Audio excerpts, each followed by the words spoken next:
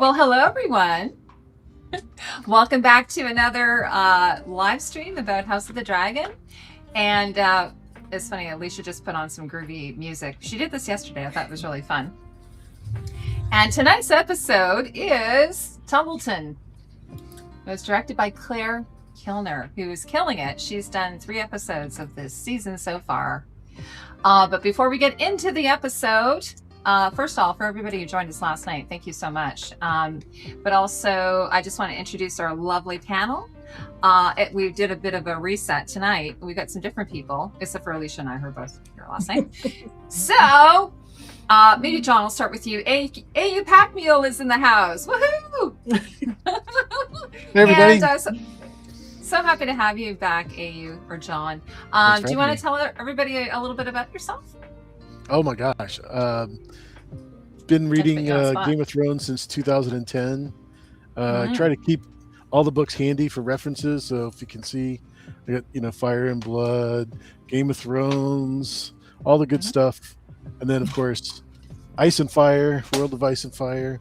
And then hopefully we get a little bit of Seven Kingdoms later on. See that? Yes. So all the references, and just love hanging out with YouTube people that talk about this, enjoy it very much, and yeah, glad to be back. And you have a lovely map of Westeros behind you. Some of the British folk, they say Westeros. I don't know. It's always sort of.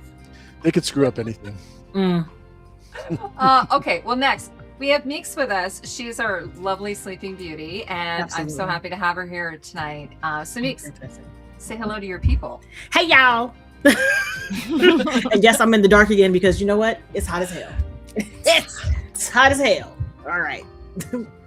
But I'm here and I'm ready and I'm excited because I really like this episode. Yeah, and of course we have Alicia, AK, is back, and we're simulcasting on her channel and our channel. And yes, she's indeed. Never short of opinions, this young lady. So no, Alicia wants not when it comes to the randomness that is Westeros. There's always something for me to say about it. And this episode, yeah. And yes, like Heidi said, we are dual casting on both of our channels. So make sure you give a like to both of those. It's lovely to see everyone. Thank you for coming through. I see Jaguar was in here first. Haymaker. Angel's in here. Jack. Michelle. Sorry, that was Jack in the background. That was Jack in the background making. Thank you for your work, Jack. We heart Thank you for the beverages. Dedicated. And the beverages and all that. Hand of the Queen of Canada. Hello. Yes, I have my crown here. Actually, I should put it on. My crown. Now, John, you were here with us when we did. You can enjoy the stream. Yes, we're glad to have you here. John, you were here with us for Night of the Seven Kingdoms, weren't you? Didn't you come and do an epi with us? I did one, yes. Oh, okay, yeah. Yep, yeah. Yep. It was. What'd you think of that show overall? Very cool. The cast, yeah. I wasn't as impressed with Dunk as I thought I would be. I thought he would be like a Henry Cavill type of character. Oh, yeah. And he was just a goofy, kind of lumpy dumpy kind of guy. And everything else was perfect other than him. He was Dunk the Lunk. He was, yes, yeah. But he was handsome in the books. Everybody was going after him. You don't think he's handsome? Oh my God, no. That man is handsome. Wow. Oh my God. There's that AU is throwing some shade. Dunk there. Wow. Okay. What did Sir Dunk do to you? Wow. Oh my. And he's letting his hair grow out next season. Oh yeah, the long hair. Well, the short hair probably did take away a little bit from his aesthetic. Him's is handsome. I have to agree with you on a certain level, AU, because he's not my scene, but I thought he did a really great job, and I like the chemistry between him and Egg. Absolutely. Speaking of Egg, I learned something this week. Just wanted to share with you. Maybe you guys already know this, but there are 12 eggs. A dozen eggs for Aegons. Yes. I didn't know that. Oh my God, I didn't know. And they didn't do a baker's dozen. They did 12. Exactly. That sounds like something George would do. Exactly. That's clever. What I was just thinking. Yep. The guy doesn't let anything exactly go like by what he would do without making a connection. Yeah. See, Jenny thinks he's dunked the hunk. Yeah. Yes, and me like Lionel. Yes. Lionel's my thing. Everybody loves Cousin Everybody. Lionel. Yeah. Cousin Lionel is Yeah. everybody's MVP. Yeah. He was great in The my MVP. Gentleman. He's fine as fuck. Yeah, he was great. By the way, he's in The Gentleman, and I really hope he's back because The Gentleman is coming back, season 2. So with Theo James, so he plays Theo James's brother. Yeah, I hope he's coming. Oh back yeah, that's so right. What, do we have a date for that yet? And we still need to do season 1, Heidi. We should. We both forgot. I think, yeah, so we will. But okay. So anyway, this episode, I'm gonna go around. I'm saying, like yesterday's episode, I was like, or when I say yesterday, I mean episode 3 that we talked about yesterday. I thought it was pretty good, but I was saying for me, it was a little bit uncomfortable watching it. Whereas this episode, oh my gosh, was so good, like so giving. And so I just want to go around and get everyone's impressions. So who wants to start first? I dubbed the AU. Me too. Okay. I always refer to the ladies, so let's have Meeks go. Oh, listen. We missed you last night. Very much so. I was unconscious. I had a headache. You know, my migraines. As soon as the weather turns, I die.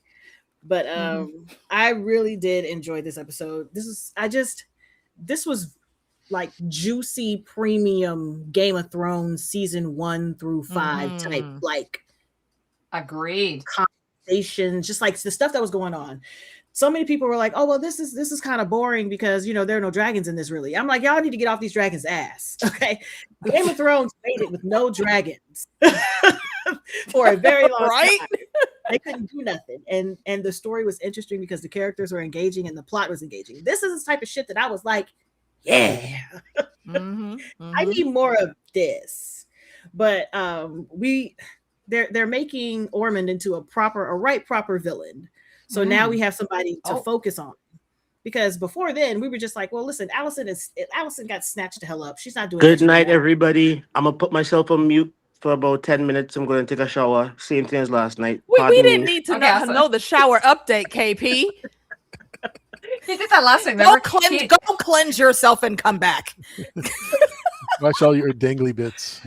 Well, we don't give him much notice. We just like, hey, come on the stream, and he's like, I haven't had a shower yet, so you know he's gonna have a shower. I understand. We're just happy to have you. We can't wait to see you spritzing and steaming and misting. Oh yeah, that's gonna be our drinking game once he comes through. Anytime you see him spritz, take a shot. Yeah. But okay. Go ahead. But yeah, I like that we have a proper villain now. We have somebody to focus on because Allison's not really doing much. Rhaenyra is trying her damnedest, trying her best.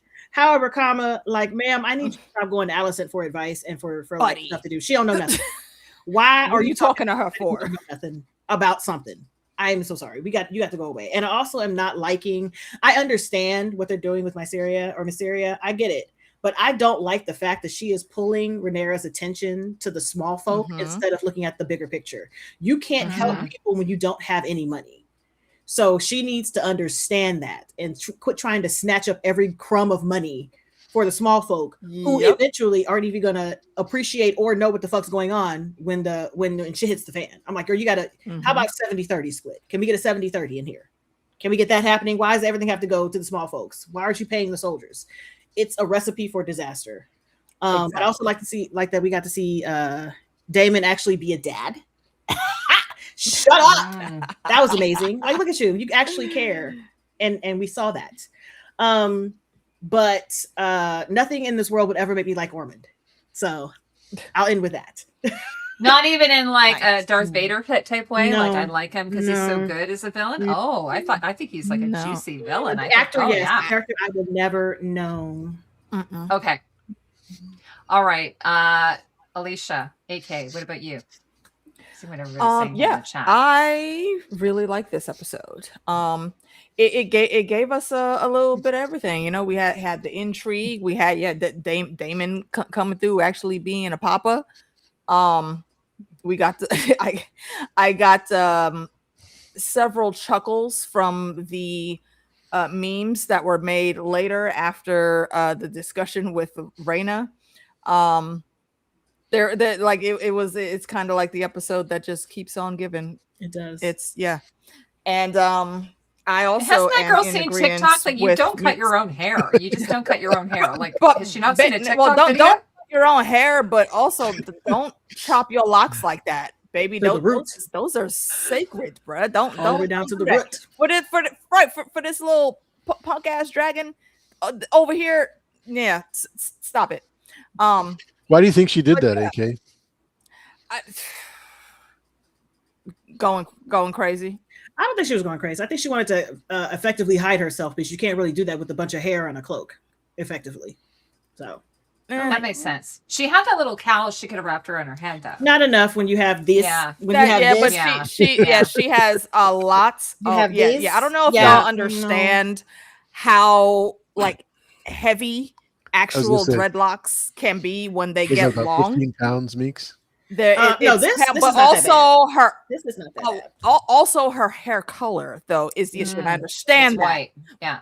But I kind of question why her hair looks the way it looks, because it made her look more like a old woman than she's trying to hide.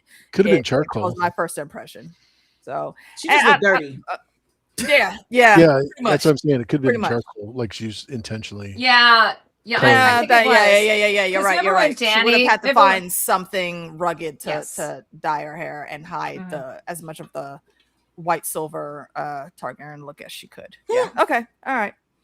I'll take that into my ledger.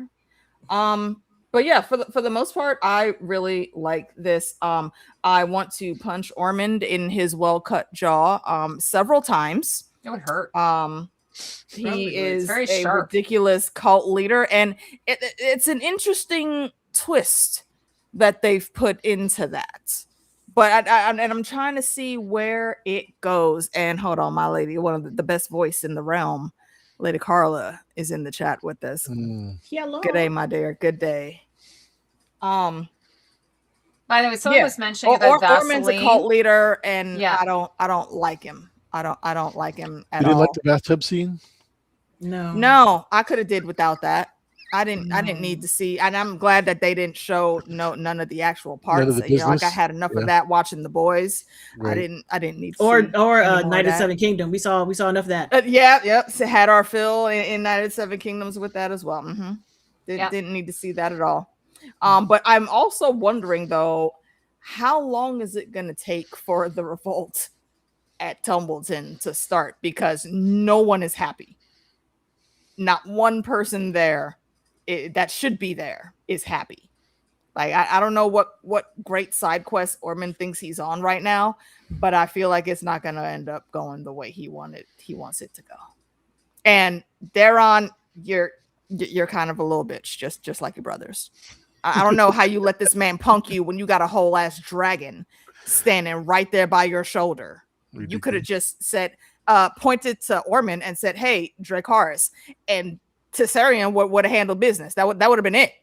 I don't understand why you are that scared of this dude. You have a dragon. Well, I think one of the things I was thinking about, when I was talking about it, I have a little bit of a hard time with the patriarchy angle of Westeros because of all these women who own dragons. But I think a lot of it comes down to duty oftentimes, like that's been ingrained in them from such a young age. And also I think Daeron kind of looks up to Ormond. Like we were mentioning probably when he was sent there, when he was pretty young. Yeah, it's like a father I think figure. it's even more than that, though. Now, he may look up to him because, that probably was his main teacher, minder person. But I think he's also very, very brainwashed. Yeah, the modern age word that would goes be, a long way. Would be grooming, right? Yeah, pretty much. He's groomed heavy. Yeah. Exactly that. And also when you're in a cult, you don't really know you're in a cult. Like that's your normal kind of thing. And like you say, I mean, it was interesting because when I was watching the scenes where the soldiers were going and taking up residence in each of the houses, immediately I thought of World War II and the Nazis. And actually, then Claire, when I was watching her behind the scenes, she was talking about that. So there's this definite occupation sort of feeling of it. And Ormond is, he's like a fascist leader, living, having, that him stepping up naked in the bath. That was like a power move, really, right? 100%. And actually, it was interesting because it reminded me of Danny. Do you remember when Danny was having a bath back in, I think, season 2 or 3 or something like that? And I think it was Dario Naharis was there with the heads, and she just kind of stood up in the bath like a power move. And then Melisandre. Yeah, there you go, Miss Andy. Misani like kind of had the robe. Wow. It's an M name. I had the robe and kind of covered her. But in this case, it was like they did the humor, right? They just had a little like hand towel and he's like just patting himself. But also he's completely shaved. Did you notice that? He's completely like groomed. Hair holds odor. Didn't notice that I at all. did. I did not notice. You didn't notice that he was completely like manscaped? Manscaped? No. We didn't get to see the bottom, but I'm assuming it's the whole like Turned away kit and right caboodle. away. So. Yeah. Yes. Oh, Brienne. Yes. Okay. So anyway, so that's what I was thinking. That was like a major power move. But he's like a fascist dictator. Well, who yeah, thinks he's in the Lord's house in his bath, Mhm. literally taking all of his food. Yeah. But he was, Trash. he could have killed them as he's being kind of kind. He's like, I could But- have. Kinda No, kind. he's not being kind. No, He's being smart. He's being strategic. He's being strategic. Because if That's you were to it. do that, He- listen, somebody's running out. The running goal isn't for him to be seen as the great terror coming in and doing all this. The goal is to draw Rhaenyra out with her dragons. And even though, yes, they have Tessarion there, but Tessarion is there just to help them take over in the interim right now.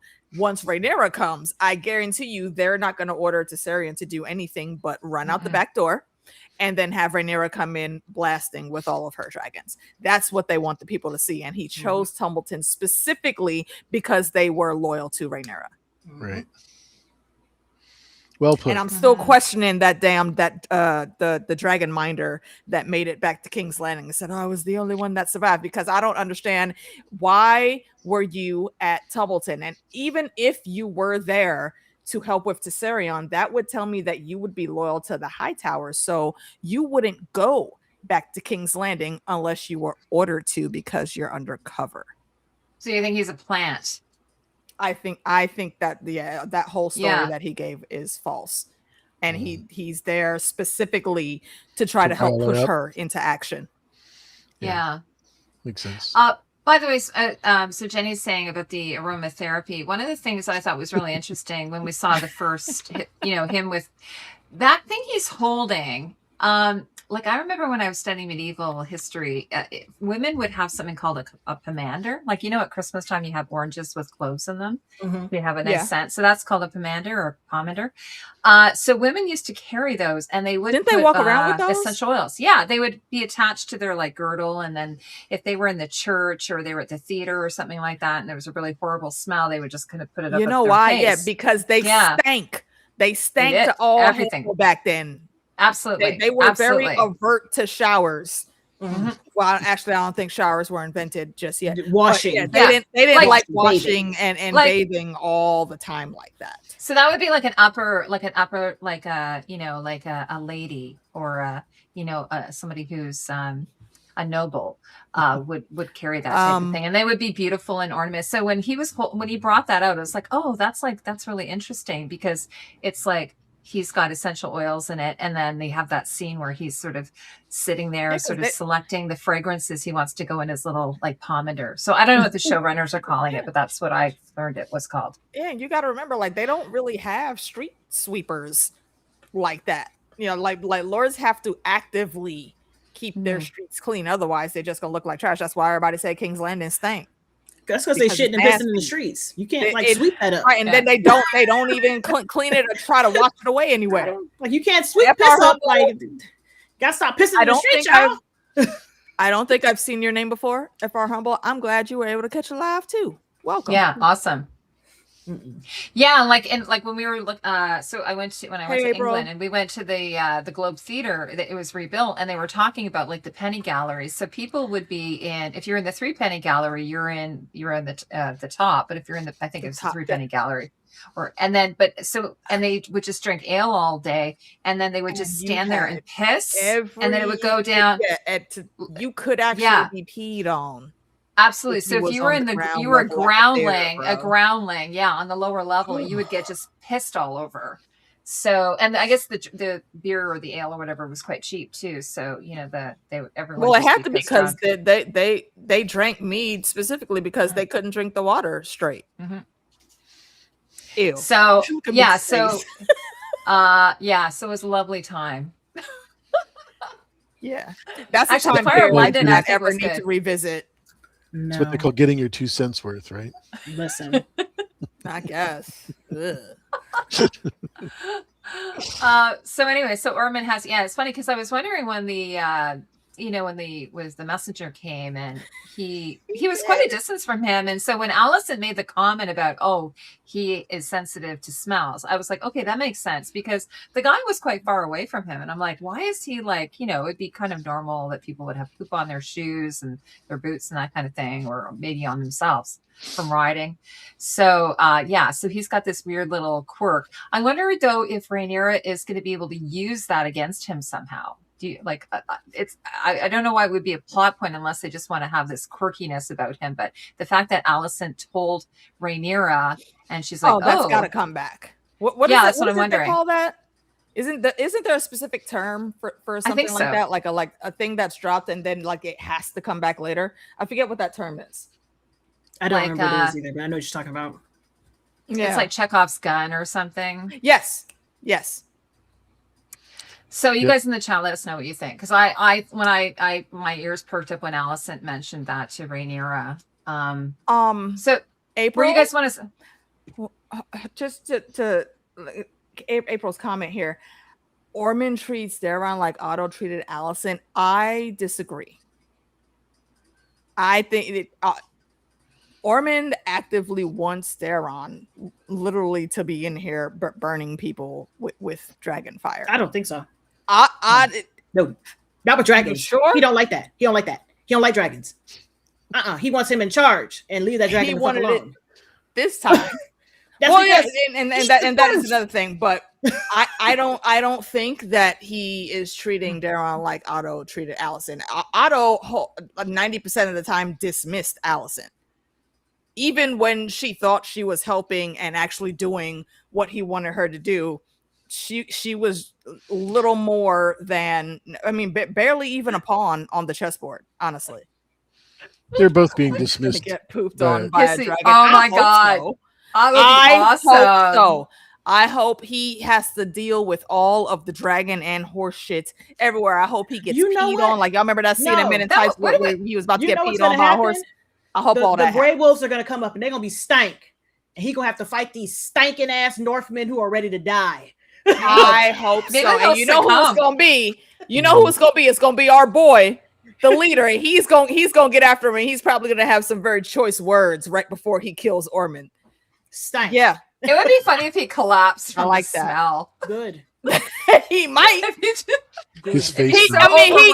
He talks a big game, but someone that's sensitive to smells like that, you literally could make them freeze up on the spot if you hit them at the right time. Yeah, actually, Haymaker's saying dragon poops must be like lava. They probably would be kind of acidic, wouldn't they? I think it would be like soft serve, just like yeah, not quite solid. Yeah, because of the heat, right? Yeah, loose.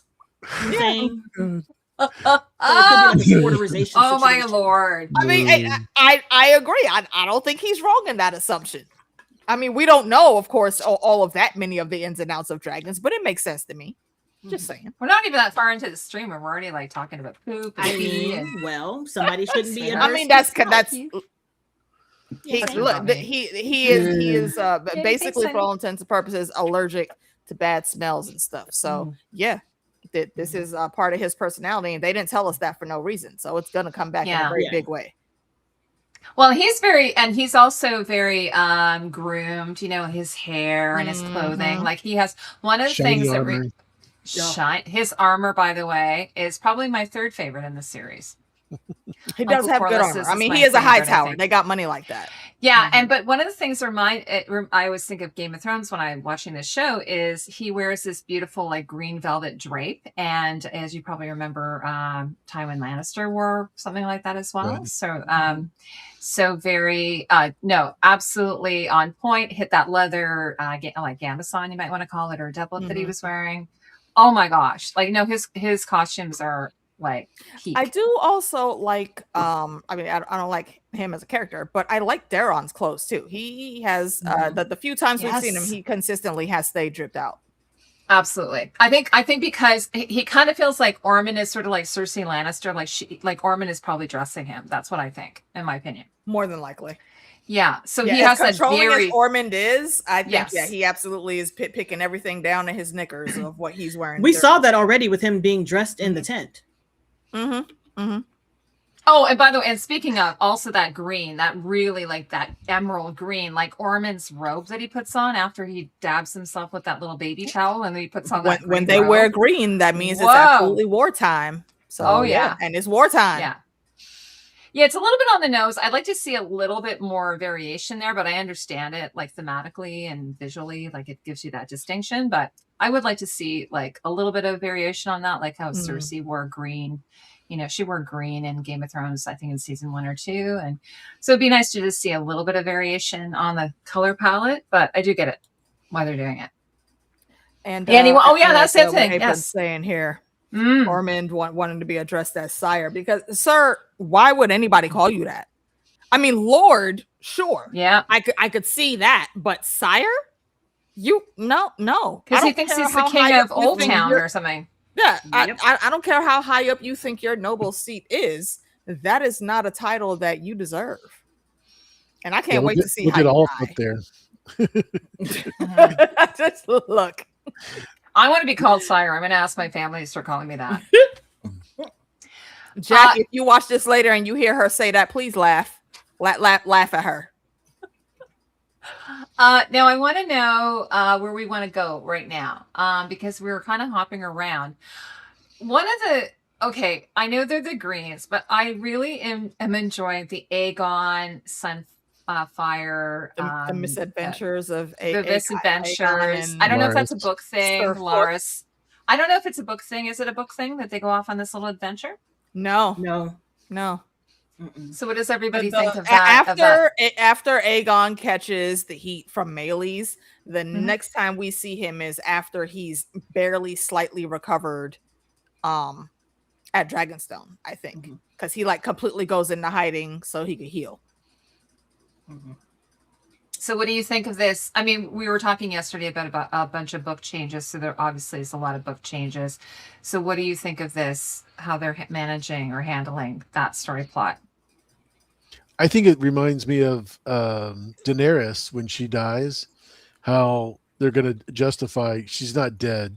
She's just doing that dragon coma thing to repair. And this is how they're going to present it. Good. So sorry, is there some discussion that Daenerys isn't actually dead? Because I'm like, she's just in a dragon coma. There's been plenty of discussion. Well, her having been killed there is accepted, but the main theory that I've seen going around is when Drogon scooped her up, Drogon got her ass taking her to Old Valyria, where I don't know whatever magics he might be sensing is there. If they ever actually, I mean, they got canceled, thank goodness, because I don't want to see the misadventures of Jon. I would never. And Tormund. Would never want to see that. The King's Road. If they are coming back with any type of continuation and it doesn't involve Dany and these dragons and more magics, I don't care. Unless it's Arya like sailing the 7 seas, because that's a misadventure I would love to see. But anything else on the land, no. Any magic. They stripped so much magic out of the original series. Right, exactly. Yeah, Trash. I do not care about North of the Wall if there's no magic to be held. Boop. I don't want to see it. I don't want to see that. I love you, Jon, but you can fuck off to the wastelands. I don't care. She's not What talking did about John me. say? I know, No, it's so not funny. you. Well, yeah, I know, no, right? he knows. You're like that? And that's why he said that. He knows I'm not talking about him. Hey, Tanae. Jon Snow. Right, Lionel Hightower did absolutely extend that. Like, yo, Dunk, we could go chill north of the wall. Are you sure? You trying to leave, bro? He didn't want his new bestie / almost boyfriend to leave. That's what that was. Yeah, it really, like, that's the stupidest thing. There's so much they just skipped over. I'm just, every time I think about it, I get mad again. we're not gonna go there. Yeah. Let's strike that. I'm sorry. Let's strike that from the record. My bad. I be in my feels sometimes. I'm still mad about it. I'm sorry, y'all. That's my fault. I don't blame you. I don't blame you. What do you think of Aegon kissing the boot? That's what he gets. Oh. He should learn to shut the fuck up. Yes. First of all, exactly. Shut up.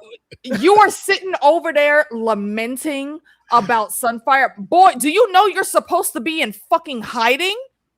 Why are you still over here crying over this damn dragon? These boys start turning around looking like, why would you care this much about this dragon though, bro? Like, nobody really knows. His saving grace has been that nobody really knows what he looks like. To touch something that's not even theirs. They're charging a fee. Charging to see, like, how are you good? Let's say 20 people walk out the cut. How are you going to stop all of them?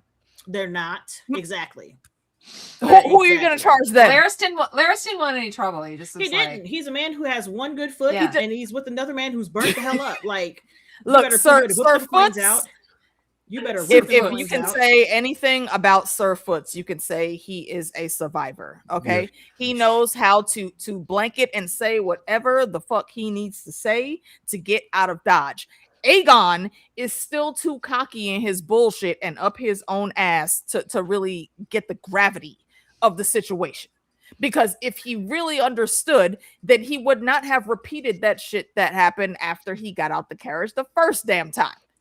You could have like the second time. Like going to Fan Expo or Comic-Con, you gotta pay to have a picture with your favorite celebrity. Like this George is the Martin, second time he's been in a situation. Right, exactly. This is the second time. The first time was like bow to Rhaenyra. He should have just bowed and said, all you had to do was bend the knee. That's it. And they would not have questioned you. You could have been where y'all was going. But now you're here and you're stuck having to kiss shitty boots. And also you're too stupid not to put your lips a couple of inches away from where the shit was to begin with. So how are we ever supposed to trust you to do anything? Right, Aegon, I was trying to decide what is worse, if it was human waste or if it was animal waste. It's all of the above. Care.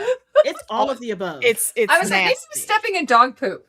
But no, it is actually no. Like Meeks said, it is all of the above because they don't be. Not everywhere has latrines and different pipes and stuff like Castle Rock and all them. No, it's not even different pipes. You got to think about the people who are just pissing and shitting in an area and shitting everywhere. I'm gonna give credit to the props department though on all the poop in this show and Duncan. It's very loose. Everybody has stomach problems. It is very loose. They all because even though they know they're not supposed to drink the water, they still drinking the water. That's because they keep pissing and shitting next to their water source. Like nobody watched Vicious Circle. Okay, no, they don't know about that. Cypher's like, someone by the way, I don't know why they did this and why I needed to see this, but someone took a portion of the text from Game of Thrones about Dany having watery stools and decided that was an Instagrammable thing to share out. This whole passage is just about her having watery stools. Well, listen, her tummy hurt. Well, yeah, she was out there eating food that she wasn't used to, and what happens when you go on vacation sometimes and you eat something that you're not used to? It's Montezuma. That's just the human body. Yeah, I think Sunfire's by the way too. By the way, I think I think Sunfire is absolutely in stasis. I do not think Sunfire is that because book readers, we know there's still something else that Sunfire has to do in the plot. Right. So that's why I purposely did not say exactly what it was, Heidi, because I know you haven't. Well, I'm assuming he's coming back just from an observation as a human being because Rhaenyra's dragon. What's the name of the dragon? Sheepstealer. No, sorry, not Rhaenyra. Meleys. Who's auntie? Meleys. Antonisi. Yes. Yeah, Meleys. Yeah. So Meleys. So Meleys was like draped over and then sort of you could see it rotting and everything. Whereas that hurt my heart. Yeah, whereas Sunfire looked perfectly intact and no decay or anything. So But there's a lot of just flies, assumed- though, so they could just be eating dead stuff. That's true. Well, exactly, but and I think that's what I said when I did my watch along, because I noticed that. And yes, and flies, if y'all didn't know, if they're around a wound, no, they should not be there. But what does happen if they lay eggs and maggots actually do appear? Maggots will eat the dead skin, and they kind of inadvertently help because they're keeping the wound clean. Yeah. Absolutely, So yes. That was my impression. It's an interesting thing. Yeah. So Yeah, and they once use I it in saw surgery. Melees, Yeah. once I saw Melees and then they clipped back to Sunfire, I was like, oh, wait, hold on. Can dragons put themselves in stasis? And apparently they can, because I think that's what's going on. And Aegon said they have a very close connection, like even more so than like Starks or Northerners with direwolves or the animals they skin change. They I have have a to closer say- connection with these dragons. I So, forgot about that. Yeah, Oh, I'm Yeah. sorry. That The whole water is still up, thing bruh. was that was the thing. awful. That's because Dan and Dave love serving us shit. That's why. That was the thing. I That was forgot about that. absurd. Between that and the That skin was peeling, absurd. that was all the same. I, episode. honestly, I was actually okay with the skin peeling. I could see that, but the shit that was going into the skin same peeling I didn't have a containers problem that with. they use to put the food in. chamber Also, like, pots. what if somebody got lazy that day and they mixed them up? Yeah, haven't they heard about this explosive diarrhea thing going around in the Child, lettuce? listen, it's here and it's bad. John's like, what? Maggots did nothing the for F am I Viserys. Well, no, here? that's because Viserys' issue was completely Why did I different. join this I stream? was It's trying just to find been a plot twist. just but, shit talk all yeah. night. But yeah, Absurd. we're here, folks. Okay, King's Landing is shitty, and Tumbleton is about to be real shitty because there's some nasty ass soldiers that are in there now. So we're Do you in hear a the lot shit. about Laris and Littlefinger being the same character? No. No, do tell. Well, I'm just saying he does everything underfoot, nothing. No pun intended. but Under Clubfoot. he's just always getting out of trouble and surviving, like Skin of his teeth. Littlefinger. Yeah, okay. He's a good talker. I could see that comparison. Yeah, they're both. He didn't very have a good foot. talkers. I mean, Littlefinger didn't have a foot fetish. Littlefinger did. Yeah, Littlefinger was not known as Sir Foots, but you know, I mean, him being known as Littlefinger kind of is the equivalent to that. So yeah, because if y'all didn't know, that's not his real name. Like I feel like by now in the story you should know, but yeah, I'm kind of down for that. Fire died just like I'm that. kind of down for that. I'm kind of down for that. For Barrack? They were both in the council. And they were. Well, who would have been the one to bring Sunfire back? Because Barrack had Thoros. But Sunfire doesn't, as far as we know, doesn't have a Thoros equivalent. Well, maybe Melisandre is alive. Maybe but that's they would have had to show we her don't know already. People gonna do in That's the show. why You can't make nothing definitive, huh? No, I'm saying that's why the question I had when I saw that in the watch along is, can they put themselves in stasis? Yes, but and could they that also is have what helped I think somebody it else? is. I don't think somebody just randomly said, "Oh, let me help this dragon heal." Hey, you never know. You never Yes. know. And thank you for getting the links out there, Mina. I see you, girl. Appreciate you. They could do whatever they want. Jaguar said Littlefinger had a cat fetish. He did. He loved He sure did. Yeah. Pun intended. All of the puns. He sure did. Love it. Yeah, there are other priests, and they are everywhere because. Oh yeah, the red priest order is alive and kicking even like right now. Ulf had mentioning how the priest was over him doing stuff. So yeah. I'm The red priests are a very old order. Well, I was watching. There was, the episodes ahead. I don't know if you guys ever watched. Yes, I usually don't, but I did. And there was a scene with Aegon, and it looked like there was maybe something going on with a dragon, perhaps, but I'm not sure. Yeah, it was the mid-season trailer they released instead of like the episode. Oh yeah, I did. Yeah. Meeks texted me when that came out, and I was like, "Shit, I'm at work." Very cautious. I haven't watched it yet though. Because I'm like, at this point, we don't really know what they're going to do. So watching it is not going to be like, I know exactly what's going to happen right there. No, the fuck we don't. Yeah, no, we don't. Yeah, the thing is, if we had never seen anyone brought back to life in this universe, it'd be like, okay, but we have. But maybe he's not actually dead, as others have said. Maybe it is just a stasis. Yeah. That's we don't know. It could be Like- either one of those things, or Like, is the some Princess random Bride? combination. He's not dead. He's just mostly dead. Isn't that the Princess He's Bride? mostly dead. Mhm. Oh, I have not watched The Princess Bride Oh, this it's year. so I need good. to remedy that. It's on Yeah. my like retro review list. And It's Rob such a good Reiner, of movie. course, is one of his best. And also All right. Princess what was her name? Princess Buttercup? Was that her name? Yeah. She That was the actually girl, yeah. I love like in Oh, I have the my, lore of multiverse, that actor Robin Wright, she will say quote unquote grew up to Right be behind Wonder you. Woman's aunt. Wow. Yes, my niece bought this for me. Remember my niece who came on that one time and you were asking I if she was do. age? She bought this for me when we were away last time. Isn't that cute? It's her. This is her riding costume that she wears. She looks when like a she's red out riding. princess. She does. But anyway, I thought it was really nice, so I got it in my set. Yes, So Andre anyway. the Giant was in it too. May you rest in peace, you Oh, beautiful big absolutely. man. Why do you think she didn't bow to Corliss's request for naming Alan?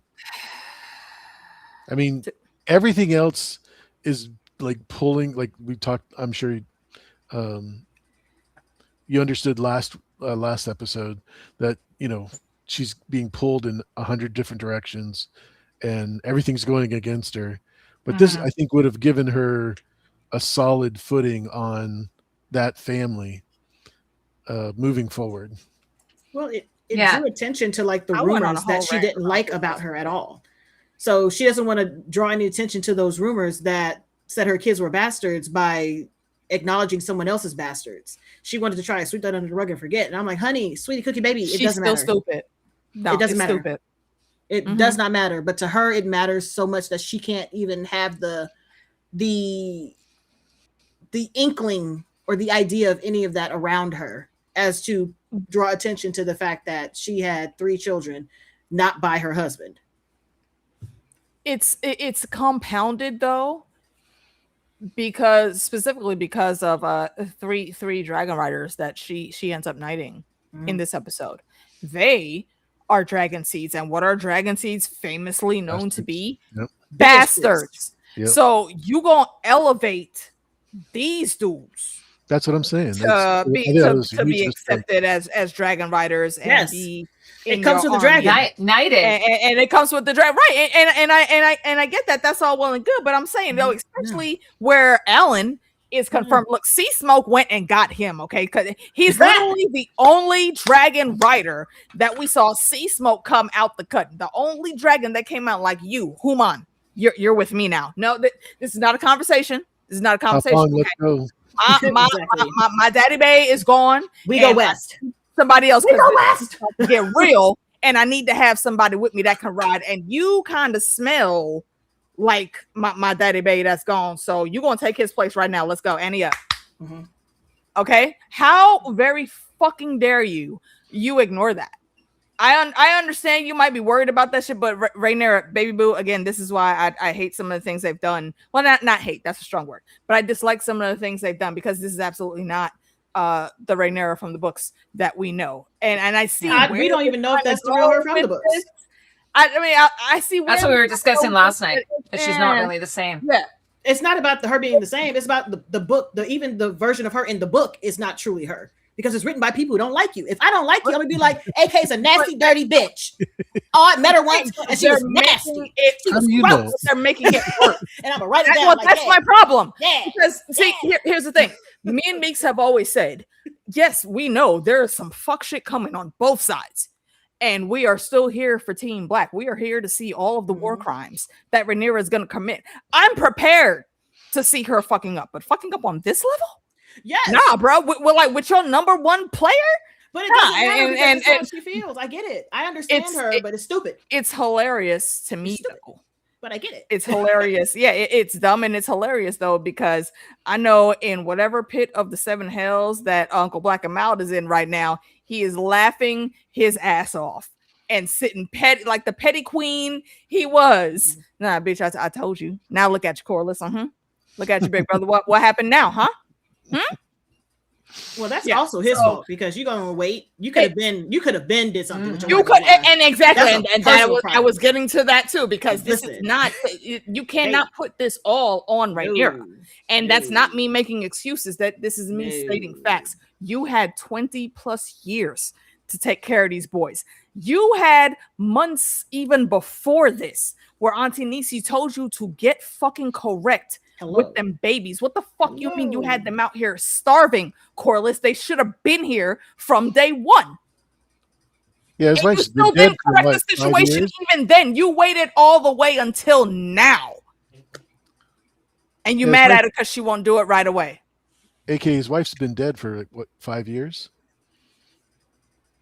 Has 5 years passed? That's what I'm Since thinking. Auntie Nisi died? I don't think it's been 5 You think years. it's been that long? No. Okay. I don't think it's been 5 years at all. 'Cause I think Jaguar that's what he last should have night. made- That's what he should have made him. Legit. Jaguar, last night I was talking about that I'm having a hard time rooting for Rhaenyra. I'm like team neutral anyway, but I'm having a little bit of a hard time like seeing her POV. Like I know that she's like ill-equipped to be queen and she probably wasn't trained and so on, but she's made just such a series of bad decisions. But I just, even as a person, as a human, I don't know that I really root for her. I was feeling, I know this isn't exactly true. There was a little bit of politics in it, but I did feel that her handing out the food to the poor was kind of performative.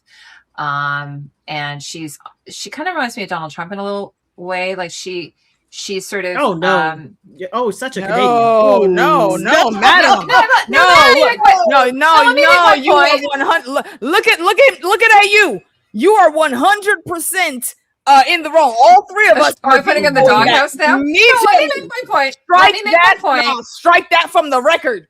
I'm Canadian, first off. But let me make my You'll point. never be. Okay. You'll never be in the doghouse. Okay. Don't worry about Thanks. that. No, my point. My point lovely. is in the sense that it's whoever has her ear, right? Like, or whoever has her ear, or they have her ear. Whoever is like speaking into her ear, she sort of takes it. So she's got, like I was saying yesterday, she has Daemon, she has Mysaria, and it's like she's very easily influenced. So whoever's the last one in the room is the one who's just like, okay, let's do that idea. Like I was just, Orwell, for instance, Orwell.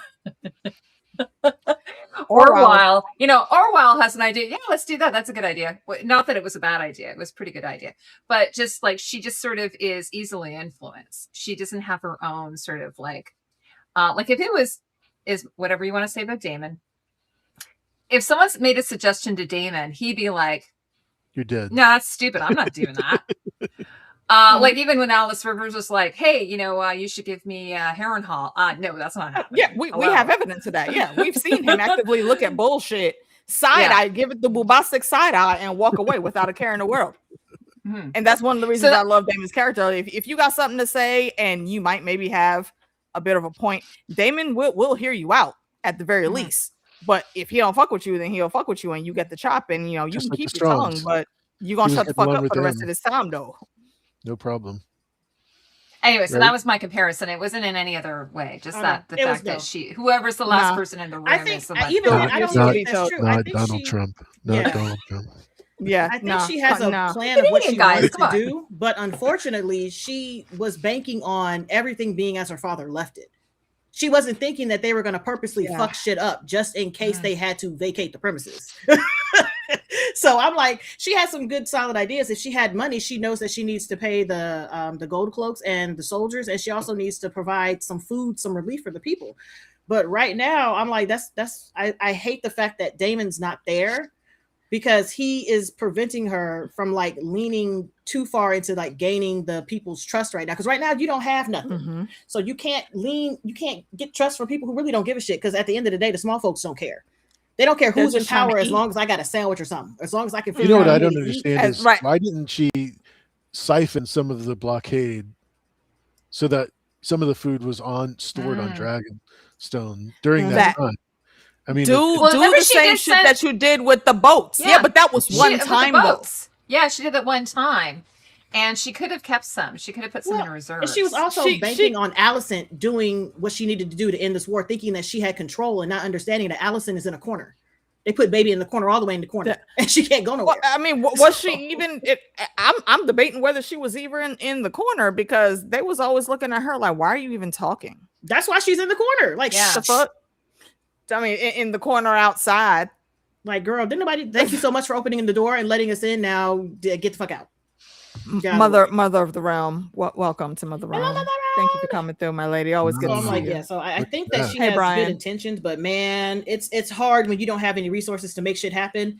And the person who is like balancing the other side of the table is gone. Sorry, is KP here? He's there. Did he leave? And then did you let him in? If he is, he's off camera. Oh, okay. Yeah, I thought that's what it was. Okay. Well, yeah, KP. I don't know if you like have to reboot or if you're having tech issues, but I can't see you in the list to bring you up. Like we heard you come in, but I can't see you.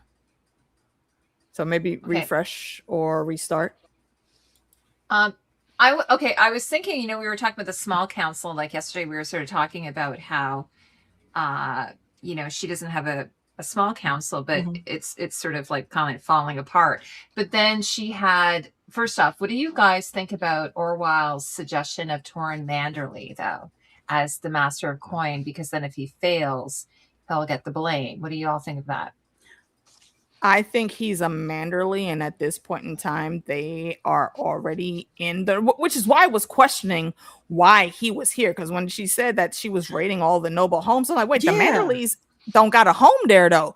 Brother man, why are you even here? That's what I'm confused. Like he was just in the hall just watching the shit for shits. He was like, oh shit, I got in. Fuck. And like he's literally with the shits. And if you don't understand what that meaning means, there he is. Go ahead. If you don't understand what that means, it's like basically he's reading the room, he sees the pettiness of it all, and he co-signs. Yes. And he's sitting there because the whole time he's not intimidated by Rhaenyra at all. He's showing respect. Don't take that wrong. He's showing respect, but he's also looking at the shit that she doing. Like, oh, wait a minute. That's okay. All right. This bitch might have some teeth. Hey, I can maybe get with this. And I feel like, and I feel like they showed us that exchange for a reason. It's another Chekhov's gun that's going to come back in at some point in time. We don't know how because they off script from the book right now. Yeah, because I mean, technically he be there. Technically that person be there, but not right there. Exactly. That's a change that we were not expecting. But I think that's also, like the timeline is getting faster. That's probably why they were like, quickly. Yes, yeah. But my biggest thing is good evening, good night to everybody. Why has no one sent a damn raven or a proxy person or whatever to the Iron Bank? They did. They mentioned it. They mentioned it in the episode. They did. And I was like, finally somebody mentions the Iron Bank. Yeah, Manderley. Okay, I must have missed it. They haven't. Wait, did she order him to go there or is he on the way? Daemon said they sent him. They sent ravens, but they haven't heard word back from the Iron Bank. But they were asking about a loan, though. They were asking about a loan, not like, where's our money? Yeah, they were asking about a loan. Yeah. Well, yeah, they're asking for a loan, and that's what they should be doing. Yes. Yeah, because they don't know where that bullshit rapist took the money.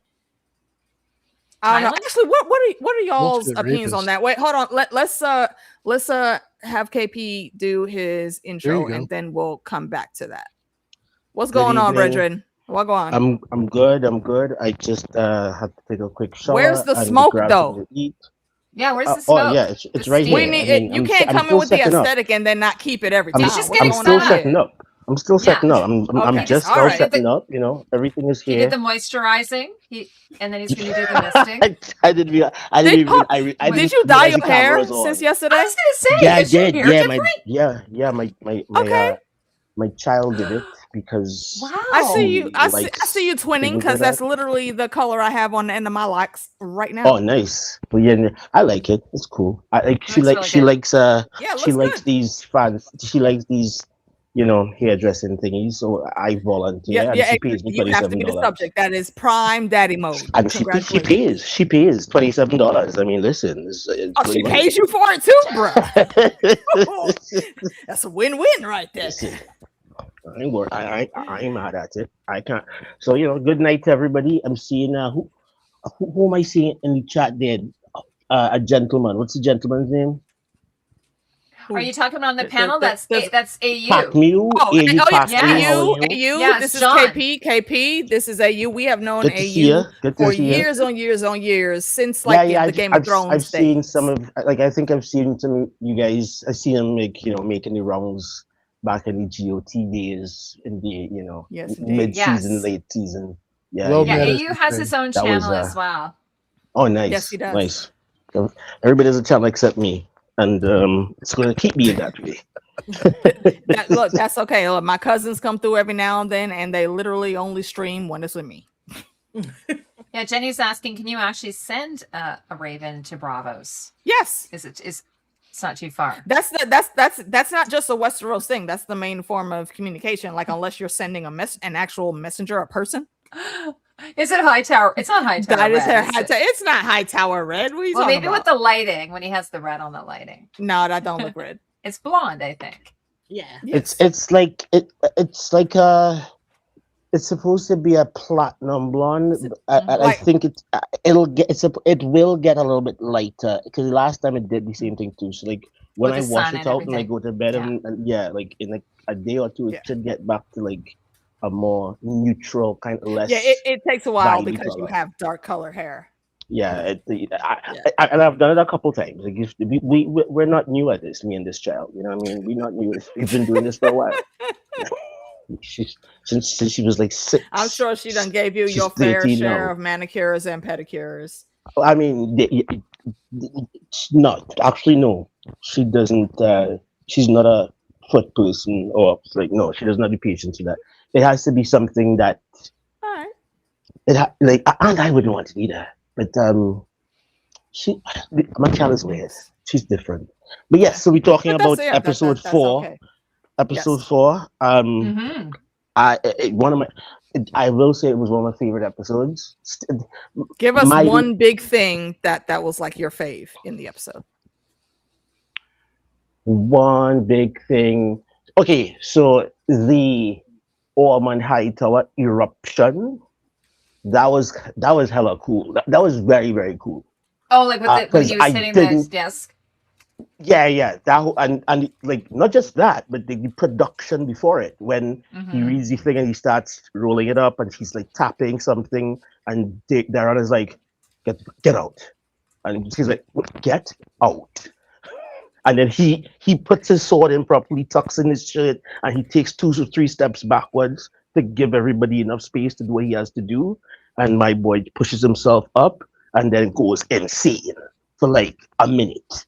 And then buttons himself back up and just sits back. Like, I didn't necessarily buy him as some mastermind Tywin Lannister type person until he did that. Like that let me know that all of this niceness, all of this nicety, this lovely accent and these nice words and paying obeisance to the gods and so on and so forth, to the light of the 7 and all whatnot.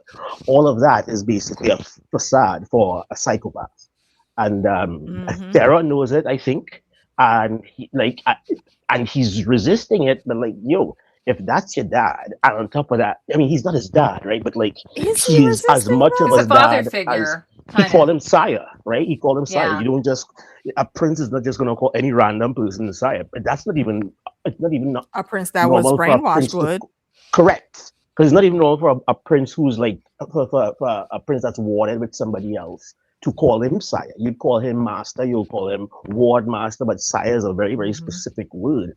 If in like the medieval times that they're supposedly kind of placing this into a pseudo different Westeros medieval timing. So I thought that was a really, really, and they had it all the way at the end. I thought it was a really, really, it lets you know a little, it lets you kind of know a little bit more about that character and about his character and like what he really wants. Like all this niceness, all this pretty boy business, like don't get that fooled. I will murder you. That's so I like that. I like that. And I'm looking forward to seeing more of that because everybody loves a good villain, and I think the show kind of has been missing that. House of the Dragons has been missing a good villain because we have two sets of anti-heroes, but that you can see the good, you can see where they're coming from, and you could also see where they're definitely wrong at. But with Ormond, like, he's a definite villain. Like, he's a villain. He has sinister plans for why that for the is? realm and for this child. That's that? because he's a high tower, and the high towers have always Had sinister plans. Yep.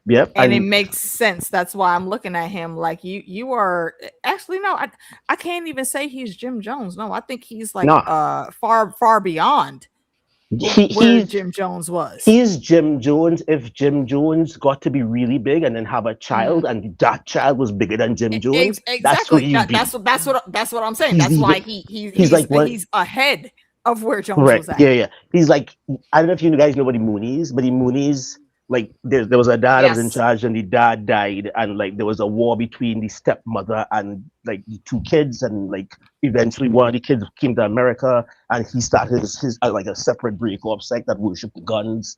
Like, he's that guy. He's the guy that comes in right after the horrible guy and is more horrible. And I am here for it. I can't wait to see somebody burn his ass with a dragon. That has to happen. That's not even in the book, right? That is not even in the book. But like the way they're playing it, it has to happen. He has to be burnt by a dragon for me to feel satisfied with his story. Pardon me. Pardon my we talked about it before you came in. Yeah, I don't think it's going to. I think it was Meeks' idea. I don't think it's going to be a dragon. It's going to be the leader of our winter wolves that are on their way post haste to the spot. And because Ormond has that allergy, well, it's not an allergy, but his whatever OCD thing he doesn't like from, he don't like bad smells and whatnots. He's the stinking ass, always ready to pop off. Winter wolves are coming in, and that might that'll change be cool that too. battle. But like, I like the idea of the dragons pooping on him, and he gets killed by the acidic dragon poop. Yes, melts his skin off or something. Yes, I'm watching Little House on the Prairie, y'all. I'm watching it. It's so good. Girl, the first episode, I was like, my God, in heaven. Huh. Wait, hold on. Did they reboot or remake? Yes. Yeah. I have to show you they guys. Rebooted, so is it a continuation or it's a new one? It's a retelling. Where is this streaming? Netflix. I have to show you. this picture. Oh, okay, I got that. John might have seen it. I don't know if John. I didn't hear nothing about that. What show is that? Little House on the Prairie. Oh, nice. I remember that from back in the day. Okay, I'm gonna share this with you guys. Oh, nice. Okay. Who's that hot and stuff? with an E. This is me. What's up, hot I know. And with an E. Wait, yo. Heidi is looking like baby Catelyn Stark with glasses, bro. Girl. What? Yeah, that anyway, red hair. Yeah, that's me. And I shared it. I totally forgot you were a redhead because we've seen you in the awesome auntie hairstyles this year. So I shared this because my mom made me this dress because I love Little House on the Prairie so much when I was a kid. So she made me this little Peter Pan collar style dress. And anyway. The show is so good. I absolutely love it. And I highly recommend everyone watch it. And so that's it. Yes. I would never have showed that picture, but now I'm old enough to be like, I don't care if you guys know. And that's the first pair of glasses I ever had as well. You have to get to that stage in life. When you get to the stage where your teenage weird pictures no longer affect my you. weird pictures. You've grown. You've done some work. You've healed. So, all right. Real quick for this comment that Jenny's saying here, Jim Jones used Flavor Aid, but everyone likes on the Kool-Aid. Yes, exactly. And I am very much knowledgeable about this whole situation because the shit happened in the jungles of my homeland in Guyana. What that phrase that everyone knows, don't drink the Kool-Aid, Jim Jones is the reason that phrase exists. Right. But a key thing that most people forget is it wasn't Kool-Aid. It was the knockoff Flavor Aid. Which I've never seen in America, but we got Flavor Aid. But also, We got flavor those A. people were forced. Those people were forced under gun, like they were forced to drink it. Some were, some weren't. The majority of them. The majority, were, I think, were, but yeah. not all of them. There were were some huge people that were believers. literally in there talking about, let's die with dignity. Like, bitch, no. Die with Yeah, what? the Listen. new Little House has just came out. John, have you seen the new Little House? No, ma'am. Oh, you Is will it love I is will it worth us definitely talking watch about? First of all, Is it Paul worth us Engel. talking about? The Paul new Engel Little is sexy. House. The guy who plays Pa Ingalls, by the way, he was in The Artful Dodger. I don't know if anyone's seen that show. I have not seen No, I that. heard It's the set best in about the Australia. He plays the inspector. He is sexy as hell. Fine. So that's what I was My going to say God. about Pa Ingalls. Let me go ask Google. Him's a sexy. What's the name you I said? mean, y'all don't need that. You have me and AU pass me away. That should be enough That is entertainment enough for for you us. guys. Of Like course. I feel a little bit, That's all we offended need. by that. Like, come Yeah. on. Like, anyways. Well, no, If but you- I'm talking about. Don't if you soon lose what you don't appreciate. So don't worry about it. You know what I mean? I'll take a hint. I know that was before I saw your new Love that hairstyle line. there, KP. So Thanks. I'm glad. I love like I had them down to like my chest for several years, and I started growing them for that Jay-Z reason. I started growing them because my daughter was like, I don't like my hair, it's so thick, and I was like, but your hair is just as nice as mine, and mine is awesome. And she was like, yeah, but you cut yours. I'm like, I don't have to, and that's how I grew it back out again, and I cut it again. Like I'm kind of grew it back out again. Me and this child have a very love-hate relationship, and we are like I very Is she a rarely argue with my teenager? wife. It's 13, so I There it very is. rarely argue with my wife. yes. Yep. But me and this that's child, why. her name is Amaya. Me and Amaya, like we argue literally every day. We argue on text. We argue on FaceTime. Like she called me during the middle of the day in school to argue with me about something, and I'll be like, listen, I have a meeting. I'm like, look, fellas, I need to cuss my daughter out. I'm just Wait, lost hold today. on, real quick. Meeks, because I'm looking up the character. What was the character y'all were just talking about? The dad. Who? I'm sorry. Pa Ingalls. Which that? Paul. Eng- Oh, from that show. Okay. Charles. Yeah. Charles. Engel. Oh, Charles Charles. Ingalls. Okay. Yeah, Okay. I call All him right. Pa because that's what Yeah, Laura that's what calls Pa him. Ingalls, yeah. Pa. He is a handsome man. I give y'all Mhm. that. Yep. I'm glad. He's I'm my glad dad. y'all got some eye candy there. It's a kind of a no-star cast. Like there's really Yeah. nobody who is, No and big a lot of names, them are really. British.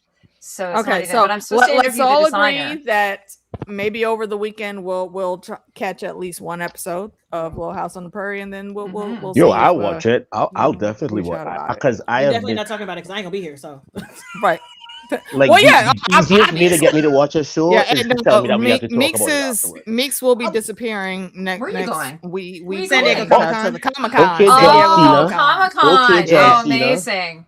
yeah. Where you heading to, or is it a location undisclosed? Oh no, it's San Diego. San Diego Comic Con. San Diego Comic-Con. Okay. That'll be awesome. That'll Yes, be awesome. Luke. That'll be awesome. Or sorry. Are you Luke, doing Yeah, go cosplay? ahead. Oh hell no.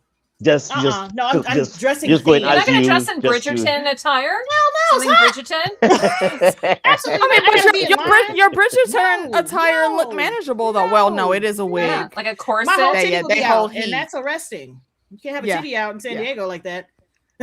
For real? Yeah. You could do that here, but the Comic-Con is not here. Mhm. Yeah, no. Yeah, No. I understand. The great thing about the new series is that they have the Osage in it, which they didn't have that in the original series. For some reason, there were no Indigenous people in the original series, so they do have the presence of the Osage, which I think are in the books. So yeah, that's kind of an interesting conflict that's happening. So I think everybody will enjoy it. I'm sorry. Say Ooh, it again. nice. The Osage Indigenous folks of the prairies, the Indigenous tribes of the prairies were the Osage. So they have the presence of the Osage because the Ingalls and all of those other folks are settlers on Indigenous on their land. On their lands, Nice. yeah. So they have that in the storyline. And I think it was in the original book, but it got removed. I don't know. It was the 70s. About right. Yeah, the 70s and 80s were a time. Yes. I wasn't around, That- but I Like knew a the Manic. dynasty, for the love of God. Hey, Timo. It- Oh my God. Heidi, remind me after we get out, I have a person that I would like for you to check out on Instagram. He has been doing voiceover scenes with scenes in Dynasty, and they have been choice. I will send you Amazing. that after we go. Yes, I'd love to see it. Okay, so back to the show. Yes, back to the show though. We digress. Look, That was me. y'all know we Why do are you tangents here? over here. Okay, this is not new. Cave Tangent Rainiera. capital of the world. Or Cave Rainies. Or Listen, Raina. Cave No. Raina or Cave Rainiera? Look, The bro, most I Lena- have is a T-shirt that says a bunch of dragons' name on it. That's how hot it is. I'm not playing with nobody. It's look. hot. Lena is rolling over in her grave right now, Mm-mm. looking at some of this bullshit, bro. Mm-mm. I feel bad for my girl. Or no. R.I.P. No. Triconis. Yeah, A lot that's of the my- people my- that would Anytime have been. somebody texts me, Daenerys yells at me. Do we want to talk about Damon going to the Eyrie and Yes. having the meeting? Yes. That was really fun. Do you want to talk that scene? Kick and it then- off. And then, okay. Yeah, go ahead, So we Heidi. have Give me Damon some money visits and I'll leave. Jane Eyre, yes, and she's in like what's the tree? What's the throne made out of that she's sitting in? Is it- Weirwood. It is at Weirwood?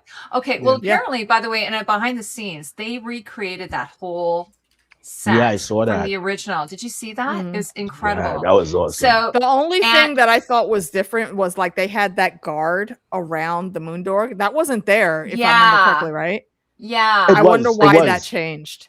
was, They had a- was yeah, it? There was a yeah, little it was- opening. There was a little always opening. there was a railing like around, yeah, you know, in case let's somebody say 80% accidentally of falls it. in. and there Okay, was a little maybe- open spot that you could walk into, but there was a railing all of it around it all the time. I always I say thought that, it was you just a know, lever that was there. All right.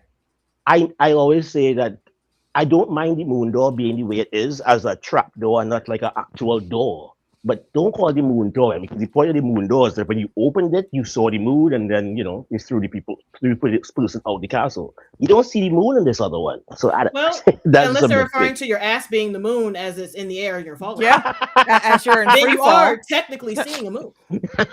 That's how Yeah. I've always taken it. Maybe Because that- if they actually listen, wanted to see thank the you for moon, the they would have to education. be way higher up if they wanted Thank you to for see the the moon. education, Just because saying. that makes sense now. Now that I process that is like, oh, duh, that's what it is. Yeah. I get it. Well, first off, I have to say, because as a costume channel, I just have to say how much I loved her costume. That's She's the probably best gonna be- dressed, period. Absolutely. Oh yeah. Yeah. Dripped out And down. she looked like Lady Aaron? She looked amazing. Yes. Yeah, Yeah, if yeah, she she- is walking the runway, whatever set she's in, she is winning. She, Mhm. Alice, and Simone. Oh, it's some Alice. Yeah. She, Definitely. Alice, and Simone are drippy as. Which F. one's Simone? Simon. Simon. Oh, Simon. Strong. Oh, yeah. Simon Strong. Yes, Simone. Yeah. Simone. Okay, sorry. That- Yes. you yeah, can't he's- call a guy Is like that his- is his Simon. name He's Simone? I Simone. know. I know. Well- He's a diva. He was definitely a diva. Rest in peace, Simon. He's I've too heard- fancy to just be a Simon. You know what I mean? He has to be Yeah. a Simone. Okay, wait. Now, I I have. Oh, go ahead. Sorry. now just real quick. I have a thought here. The Weirwood Throne. Remember, we were all questioning like how Lady Aaron knew what happened so quickly when nobody else really knew at that point in time. What if it was because of the Weirwood Throne? Because I think so. in Game I of think it Thrones, was just Sweet Robin is deduction. like always hearing voices and shit. Yeah. And I feel No, like that no. Weirwood Throne factors. Yeah, into but that's probably because that little boy is mad because he's sucking titties. and well, I mean, 11 yeah. years old. I mean that also. Could but be that. Yeah. you don't just having a Weirwood think it's Throne sense is of not like a deduction. regular thing. I thought think it was a raven. Yeah, because I'm like, at this point, correct, our yeah, allies would need to it's- know what the it's- fuck's going on. a raven came and told her stuff happened at the gullet. Oh, and by the It way, was very some fast. random Though. dragon It was too killed. fast. Yeah, some random dragon ended up killing Jaceres. And then And she they went right described the to random Lady dragon, Aaron. and she was like, "Oh, wait, that dragon is the same dragon that we have here. That has been just terrorizing the sheep." And then the child comes on the dragon. She does two. She adds 2 and 2. or I should say, she adds 1 and she multiplies that by 1, and she gets 2 like I have a pterosaurs. dragon right here. And she kind of deduces that, wait, oh, that's a dragon, and you're riding it. Get away. She said that she knew that dragon killed Jace. Though that's what I'm questioning. Like, how would she know that? I think deduction. She would have known by now that she wouldn't have known Jace was out there. Yeah, I am sure. Like, news like that gets out by Raven really quickly. And on top of that, too, remember that there is warp speed in Game of Thrones world, right? So anytime you have a problem with like the time something takes to happen, remember that warp speed exists in Westeros. Getting you where you need to be, no matter actual time or physics. No matter the time, no matter how far it's supposed to be and how much days it's supposed to take versus some other place, you're gonna get there on time when you're supposed to be there. So I think a Raven came. She realized that a dragon had something to do with Jace's death. And the dragon that they're describing is the same dragon that's been terrorizing us over here. And then, this scale comes on that same dragon. You did something that I don't want to know about. Leave. So I don't think it was like, but I mean, I could be wrong. Who do you think would have sent the Raven then? And I'll post that as a question to everyone. The Dragonstone. I think Dragonstone would have sent it. Remember, she's an ally, right? So Dragon, if the prince is dead, like you want to have that message go out to all of your bannermen and whatnot as quickly as possible. In case, for example, in this particular case, because the person that you did it, or the dragon that did it, you described it, and the demon might have had an idea that dragon was in the. So the Dragonstone would have sent that out. You don't think so? Absolutely. Yeah, I think so too for the allies. Absolutely, I think the allies would have known. And Aaron is a. And the Veil, despite the fact that they really don't want anything to do with them, the Veil is still an ally. They got to keep a titty of the information. Yeah, they're neutral allies. Yeah, neutral bending on sense. Black. Right. Yeah. I have to make a comment about this. By the way, I love this comment. It's hilarious. That Lady Jane Eyre's outfit was a bit country western, because I have to actually give Michelle Clapton, the original designer of Game of Thrones. She created these worlds, like she really did. So all these folks that come after are like, they should be kowtowing her, because she's the one who created. Yeah, they're children. She's the one who created the silhouette. So they're riffing off of the silhouette that was established in the Game of Thrones series, and I love that with the cartridge pleated cape. And then with the falcon and everything. And but I think what you're referring to, there's these little sort of like tassels that are kind of like little suede tassels. The one thing maybe people don't know, and I think this is a sort of a Star Wars thing, it's a little bit of a Star Trek thing. There's no fasteners really in the Game of Thrones universe. There's no zippers, there's no buttons. So everything is done sort of with like weird like lacing and things like that. So I think that's how the costume is closed. Straps, exactly. So lacing without buttons. They don't have buttons. Oh wait, were they made like a corset? Like a where it would be, you get it on and then you pull. Okay. It'll be under the arms. They'll have lacing. If you notice, on the men, side. They'll be wearing on the sides. They'll have the men will have detachable sleeves. They'll be laced on. So everything is laced. And then, like Jaime Lannister, for instance, his coat was done up with lacing. So that's what it is, I think. Okay. Because I remember Pete Peppers was like, "What is that? A dress? Is that a cape?" It's kind of like a thing that would she probably put over top. So it does have a little bit of a country western thing, and also probably because of its sort of the color, it kind of maybe is a bit Tammy Wynette. I get that. It allows the arms to move kind of freely. Absolutely. Yeah. And the idea is like it was lovely. And in the original series, the idea. Absolutely. The idea originally was it's supposed to look like a falcon. So it kind of attached at her wrist. So when she went out like that, it kind of looked like bird-like. So anyway, I have to just, to Michelle Clapton, I give her by the way, I think Lady Aaron is literally the best casted person in the show. She's so good. She's Lady mother. Aaron I saw in the book. Yes. That is his best person. Yeah. The best casting. She matches that character like to a T. And she was mother and raised by wolves, if anybody saw that show. And then Adam is father. Because I'm looking at a woman's face and I'm like, Alan. That's she's been in something I know. Yeah, and she looks so different in that because she's wearing like a unitard. But as soon as you said it, I was like, oh yes, okay, yes. So anyway, so that's my whole thing about the costumes. That's Absolutely love it. I love the costume stuff. By the way, I don't know why. I've never. I'm glad. I just for whatever reason, Game of Thrones and Downton Abbey and whatnot haven't gotten me to a place where like I probably wouldn't wear it myself, but I like seeing the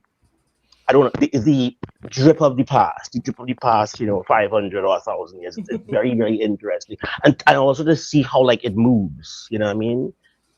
And it's colorful, which is something that a lot of the like movies about medieval time whatnot do make you think everybody wears gray and black. Everybody wears gray and black, and maybe a king might put some gold somewhere. Right. But like they're blues and there's reds, and it's absolutely, really nice. Yeah. All right, but anyway, but back to the show. Mm-hmm. Yeah, so bring us back to the show. So we had this scene with Damon and meeting Jane Eyre in the Vale with her dogs, and so anyway, so what would you like to all say about that besides her costume? So, which scene?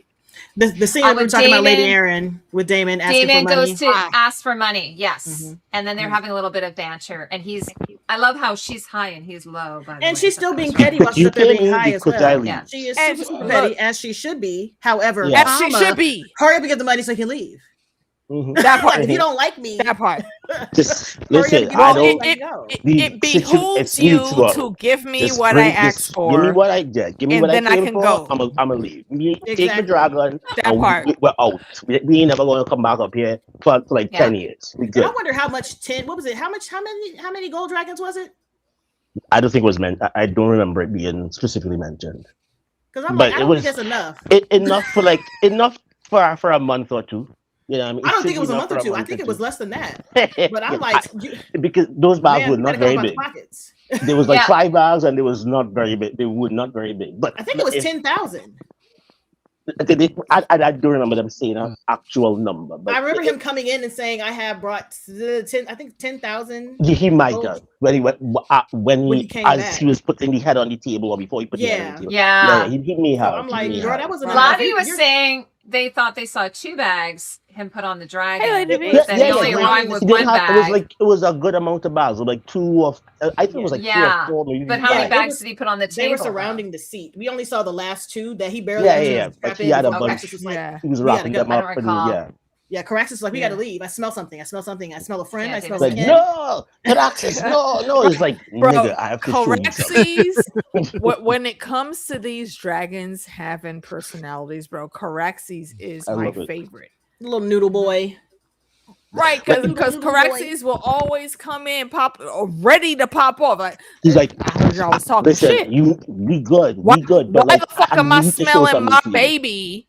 Why am I smelling my baby that has been missing for how many months? She's not supposed to be here. Family. I'm smelling 2 things that are not supposed to be up here, and I'm taking. The thing I love about that scene is the whole time Caraxes and Damon are arguing like a married old couple. I know, like 21 left. What are you doing, guys? Listen, wait, hold on. When he comes out, Caraxes is like, hurry the fuck up. And then Damon is like, don't be trying to fucking rush me, okay? You know what the hell we came for. We got some shit to do. And it gets on, and then Caraxes starts going to the right when Damon said go left. You're going the wrong way, and Caraxes is I have just something to show you. I have something to show you. We need to go investigate. And he goes in. And this is where we get that reunion with Reyna. And I don't know if y'all noticed, but I was hyper aware of Caraxes anytime they panned that camera back, and Caraxes was just sitting there again looking petty as fuck with a full-on grin on his face, waiting for some shit to pop off. Because he sent Sheep Stealer once he landed. It's like, wait a minute, hold on, why the fuck do you have my baby over here with you? What did you do? It was just being, it was just like one of them kids that be like, look over here, and then they stand there and watch you look. And Sheep Stealer, of course, being the YN the dragon wild feral that he is, started talking shit, and Corexis was like, say something else, motherfucker. Yeah. Say something else, okay? And was yelling at him like an angry mom when their teenager stomps off to go to their room. As soon as she still full of Corexis turned around with I think it was I more told you to get a curious than rider angry. and just live a good life. Why couldn't you just find a rider and live a good life? Why did you take my baby into this bullshit? All this. He's the Habsburg dragon. I don't think that it was angry. I think it was more curious with the whistles and the tweets and the sound like birds. I think that they were just like, "What are you doing in that hole? Why are you in the hole? I don't live in a hole. Why are you?" Listen, I'm chilling. I smell. I have a rider now. I smell my dragon baby in this hole. My dragon baby is not supposed to be in this hole. Who are you? Like, that's so strange. Like, you like it in there? It's odd. It's comfy. It's cozy. You know what I mean? It's cozy. It's nice and warm. Okay. There's a lot of sheep around. Can I ask? And I would love to go around with this, and I'll go last. We'll start in a circle. Meeks, you're first on my screen. So it gives you, what do y'all think of this whole interaction between Damon and Reina, and also Corexis and Sheepster? Then we'll go to AU, then KP, Heidi, and I'll go last. Go ahead, Meeks. I just think the dragons were super cute, as they should be, and I think that Sheepster was super protective of Reina, as he should be, because I mean, you got in trouble, so you know what you did, so you need to protect the rider that's riding for you. But I like to see that that Damon actually cared about Reina, because a lot of people are like, he doesn't care about none of his kids, and I was like, I think you're mistaken. This man actually does care about all of his kids, including from day one. Step nephews, niece, nephews, you know what I'm saying, the older step kids. Yeah, he cared about them a whole lot. So actually getting, he just happened to like the one that rode a dragon a little bit more. He just paid attention to the one who rode the dragons. Like, there was favoritism. Well, you got to think about it. All three Rhaenyra's kids were dragon. All of the Strongs were dragon riders. All of them. They all had dragons. Every single one of them. So of course they had his attention. And his daughter, Bela, had his attention because, you know, she was a dragon rider. He cared about Reina and cared about what she was doing, but you still in the back of the line. So to see him actually he did play favorites. Genuine care and concern for her. I enjoyed that a lot, because not just care about the situation, like, oh my gosh, you killed Jace, but oh my gosh, like, maybe if we go back and say what happened, you know, you won't have to be exiled, you won't have to go away. Like, I don't want you to be out there by yourself, especially with this dragon you can't trust. Like, I don't want you. You're supposed to be with my other two sons in Pentos. Like, we had you safe. What are you doing? What are we doing? Why are we doing this? So I like seeing the concern that he had with the dragon eggs. Yeah, with the dragon eggs was very important. So I'm like, yeah, I love seeing that. I love seeing him being a dad, and I love seeing him trying to scramble to find an answer. Yeah, trying to find an answer. He's so proud of her. You're like, bitch, you got a wild dragon? How? Yeah, I suspect. Oh, it's not my turn yet. You guys go ahead. If there wasn't a war going on, he was being. Let's go inside. Do it again. Wait, hold on. Wait, no. You're breaking the order. Well, sorry. Let's get at you first. Pardon me. Yeah, and then we'll come to you. Go ahead. We always talk about George being the writer, and he is the master of gray characters, and this is where he shines, because just like last week when they were talking about the Strongs dying from one eye killing him, and then he was worried about the maester type woman. You know, he's like verbally expressing his concern, and now in this one he's like literally inspecting her head, going, what is, are you okay, you know? And then he wants to know about the relationship between her and her dragon, and is she safe, you know, and that sort of thing. And this is just where George is a master, and obviously the writer is picking up where he left off. And I like that. It was Pac-Real, are you done? Yep. Yeah, go for it, bud. Yeah. So yeah, I enjoyed this scene a whole lot. I do have questions, but I like the scene, the interaction, the way he reacted, you know, it was, and the mixture of emotions. I was saying, if there wasn't a war on, he was going to say, listen, we're going to go in this cave, and we're going to sit for like 3 or 4 hours, and we're going to talk about what you did to figure this out. We're gonna have the longest conversation we've ever had. I don't think your son could come up and go down and come up again. I want to know every single second of what happened and what you did and what they did. If there wasn't a war going on, that's what the conversation would be about. I did not necessarily buy. This is like I said, this will be my major gripe going forward. Yes, they took Nettles out, and I'm not mad at that too much. But the idea that Rena would be so terrified to go to the area and hide from her mother and her mother and her dad and her mother slash aunt slash whatever stepmother slash yeah. aunt. Like she should know that if she goes home and says what happened, that she's not going to be like nobody gonna do her nothing. Because it was more than just an accident. It was a series of unfortunate events because let's say, all right, yes, he did. Citadel did burn Jesus Dragon at some point, but that's not why he died. He got hit a second time, and then when he got hit, he sank. And when he sank, they shot him with 3 or 4 bolts. That's how he died. He did not die because Arena's dragon, Spitfire her. And she knows that. He knows that. Everybody that was there knows that. So, like, the idea that she would be so angry about something that she really did not do, and even if she did not have very much control over it, is kind of like, I don't believe that you believe that Renera and everybody else would treat you the way you think they're going to treat you, because you know better than I know better than that, so you should. So that's the only problem I have with it. The other problem I had was him killing that sheep further necessary. Was that necessary? Like, what does this prove? What do you suggest he could have done? Because to me, was it harsh and vicious? Yes. Was it ruthless? Yes.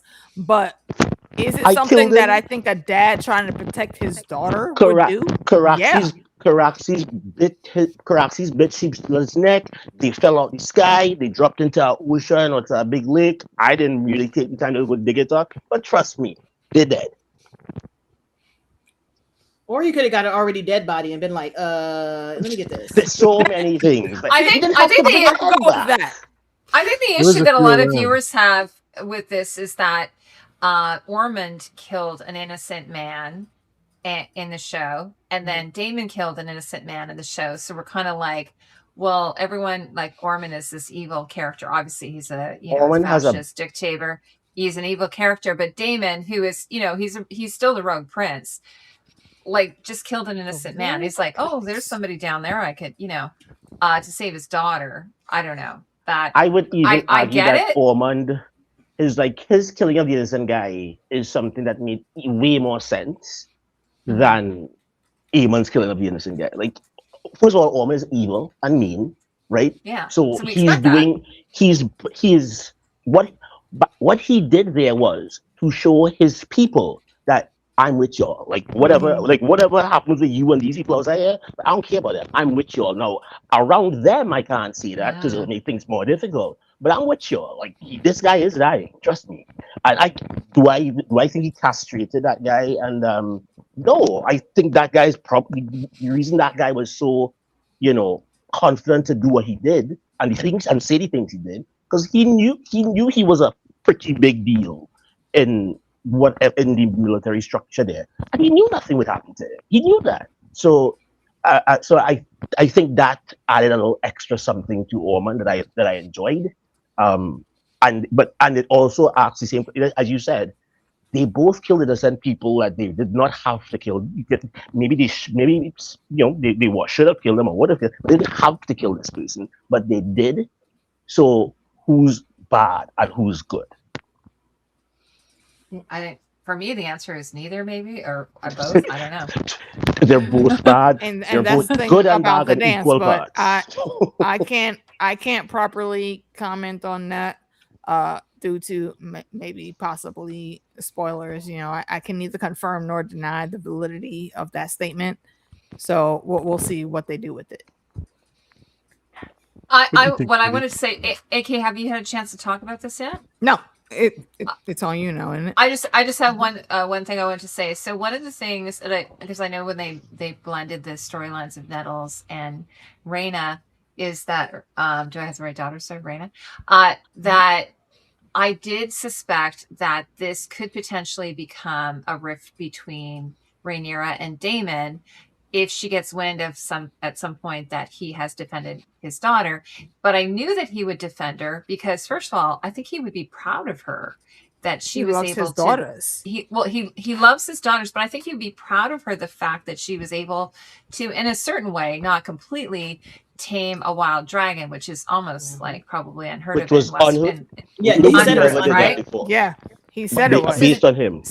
So really, it's kind of like it reminds me of like Vanya in the Umbrella Academy. So you got all these siblings, and all these siblings have these amazing skills, and Vanya doesn't have any skills, and everyone's like, "Oh, poor Vanya, she sucks." But in the end, supposedly in the end, it turns out Vanya actually is the most powerful of them all. Most powerful. I love the most powerful. So maybe that's sort of that is probably a little bit exciting to him and thrilling. So and like I think you say, it's sort of she typical. might be in on the SO's plan. The whole plan to go over the SOs and burn some people and conquer and whatnot. She might be in on that. She might be like, Dad, you know what? After done with this, we're going over there. Hold on, slight correction, Heidi. Though actually, towards the end, it's not Vanya, it's Victor. My apologies. Yes. I meant to say they, yeah, you're correct. Sorry. Victor now. But I think I have just one more thing to say. No, that's it. It'll come back to me if I remember later. All right. Yeah. Okay, so, you want to go? The stage is yours, my lady. That's a dangerous thing to say. But yeah, I like this interaction between all of them. I think it was neat because literally nobody knows what's been going on with Raina since she left. Where did they leave from? From Driftmark, right? And that's from Dragonstone. Yeah, from Dragonstone, I think. Yeah, from Dragonstone, but it's been some time and nobody has said anything. And that's one thing about HoTD, that they do not kind of show the march of time very well. So between the time when you see the second Rhaenyra, and now you only know you can only kind of guess on the timing by the age of Rhaenyra's kids, and they're dying out one by one. So like I find they don't do as good of a job as I would like of showing us time, the passage of time.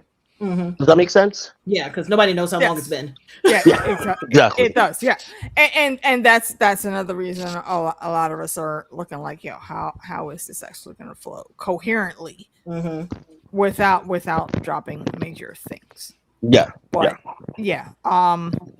Raina needs a hug. Yes, you can't get one, and a good hairstylist. So Karen, maybe what'd you say, Meeks? Your daughter she can't get a hug because she's ain't gonna allow that. Let her go on the Instagram page. Yeah, make an appointment. She was literally looking at her daddy like, "Yo, you're too close, man. I don't like it. You're too close. You're too close. And, you're too close." Yeah, and it wasn't just Daemon that also went into full Papa mode, but also Caraxes. The Caraxes was the reason we even flew over here. Yeah, because I really love the Force. By the way, it was Matt Smith's idea. Like, if you watch the, with Dragon's Belt or whatever, about having him be all unstable. And I noticed it's always like calm. Like they always do. Like Jace did that too. He did the calm. Lakiri. Yeah, Lakiri. Don't tell me that. Also, the dragon teaching us how to Valyrian one phrase at a time. Right. You don't tell a woman to calm down. Reason. that's another reason I thought that was so key, because this shows a bit of that intimate bond that dragons have with their dragon riders. Like, the only time he ever contradicts, because Caraxes was gonna go and absolutely investigate, like, why is my human baby dragon over here? This ain't where she's supposed to be. Where are the other baby humans that she was supposed to be with? Humans. So yeah, I think that this that scene was really cool. I liked it. I love it. Yeah, by the way, they shot that. Most of that was practical. It was crazy. And then they created that cave, though. John, did you watch the behind the scenes? Like the. No. I know. I normally don't, but I just did this for this episode because I was sort of curious about it. So, and Claire, the wonderful director, she directed this episode. I think this is one of my favorite episodes. So many great scenes. A lot of work went into, from watching the behind the scenes, a lot of work went into making these sets as it seems as realistic and as like as similar to the older sets as possible. And you could feel that, because I felt as though I was back in the area with Sweet Robin sucking his mama tit. That's how I felt. I felt like at any moment Liza was going to call me like, "Why are you on my chair?" I want to bring this is a specific callback for me. So, no nipples were exposed in this stream. Just so y'all know. Do we have that? Have we had that? Is that happening? No, there's been random suspect things in the background on the first stream that I had Meeks on, and it involved oh my gosh, a naked auntie and titties and cupcakes, and it was a time. What a time! I want to bring up a couple of things that were written in the chat. So this one I thought was really interesting. Is really great point. So if Daemon can brush off his responsibility and the death of a toddler, then killing an innocent man is not a big deal. It's true. Like, I mean, we forget. Like, he murdered his wife. He is the rogue prince. He's the rogue prince, and it's also George's favorite character. From what I understand. Yes. And also, it's really interesting. Him and Arya, And Arya, yes. Yeah. And it's funny in interviews like Matt Smith. Doctor Who. Matt Damon. Matt Smith, in interviews, it's like, so he's saying apparently Sarah Hess doesn't understand why people love him, like love Damon. And he's like, well, of course they love me. Why would they not love me? But I think partly it's because Matt Smith does such an amazing job. But also, Daemon is always going to 100% be Daemon. No matter what the opposition is. He's the one character we could say you can see very clearly what his motivations are. Yeah. And you could probably bet your bottom dollar on what his reaction would be to a thing. Like, somebody does X, you know what he's going to do after. He's a very straightforward. Yes, I made this kind of I had this kind of thought in watching episode 3 and 4, and I think Grey Area kind of mentioned it in something as well. She said something to the effect of, Aemond is cosplaying as Daemon. Yes. So Aemond is from day one. And because you have to remember too that Aemond and Daemon have not had, especially as what we've seen, but I'm pretty sure from what we've not seen also, they have not had any kind of real relationship with one another. I don't remember seeing them have a conversation. Like, I don't remember. I think they nodded to one another once, but I don't even remember them sharing words ever in the show or in the book, except for the coming down to the end. Wasn't there a dinner where Daemon? Yeah, there was a dinner where they were getting ready to fight. Yeah, but Daemon was just standing in the corner, and Daemon stood up and looked at Aemon, and Aemon was like, "Correct." There was no talking, Uncle Cousin. There was no talking. He stood up, he looked at him, and he was like, "All right, and you have it tonight, immediately. But like, I'm gonna get you. He did. But Aemon's been fantasizing about it. He's been fantasizing all these years. So he has. So like Aemond, when they juxtapose and put side by side the way Daemon takes Harrenhal, he comes down on his dragon, he lands in almost the same place, he goes through the same halls. But what Daemon does is Daemon does not just randomly kill people because everybody's kind of like, you're the guy, you won. And he's like, cool, all right, cool, I'm a chill. But Aemon believes that what he did by just running with his dragon and killing everybody and then asking questions afterwards, he thinks that that's what Daemon would do, and that's why he did it. He doesn't realize the thing that Daemon would do is the thing that Daemon did, right? So he does not even have his own identity.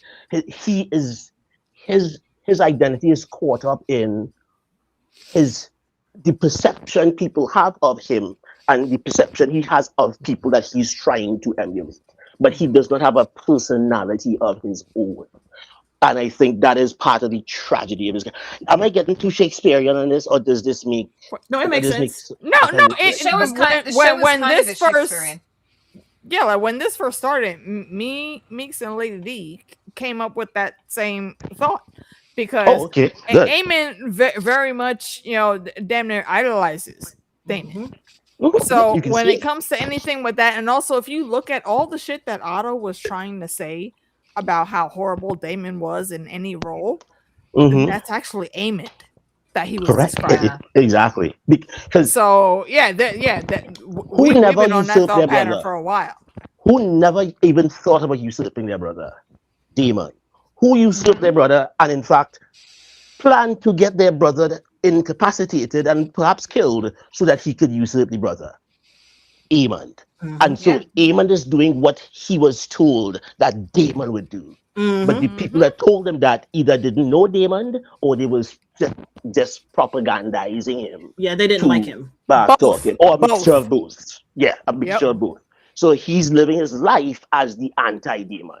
I'm going to be just like him, but better and badder. And he doesn't realize that the way he's going about it will ensure that he does not live to see a very long life compared to his uncle, who does live to see a pretty long life. So I think that's I just want to do a sidebar. This has nothing to do with anything, but I was just imagining if an alien was watching this live stream and they were like, what the fuck is with these human names? Like Damon, Aemon, Rhaena, Lena, Rhaenyra, I am fully convinced in my conspiracy space theory brain that they are now currently watching Earth 2026 and seeing how much the flesh carbon bags are going to fuck up their planet. They don't need to do anything. They don't need to do anything. All they got to do is watch. Yeah. Has anybody watched the 3-body problem? They just need to sit back and like let us do it. It's the 3-body problem mixed with They Live. I don't know if y'all ever saw that movie with Roddy Piper and Keith David. It is so good. Oh my gosh. Okay, we got to do a stream about They Live. Write that down on the list. Yes, we have to. I watched it. It was James Cameron that did that, wasn't it? It is so brilliant. I think it was John Carpenter. John Carpenter, yes. And it was so ahead of its time. But if you go back and watch that movie now, oh my God, John, you have to see it.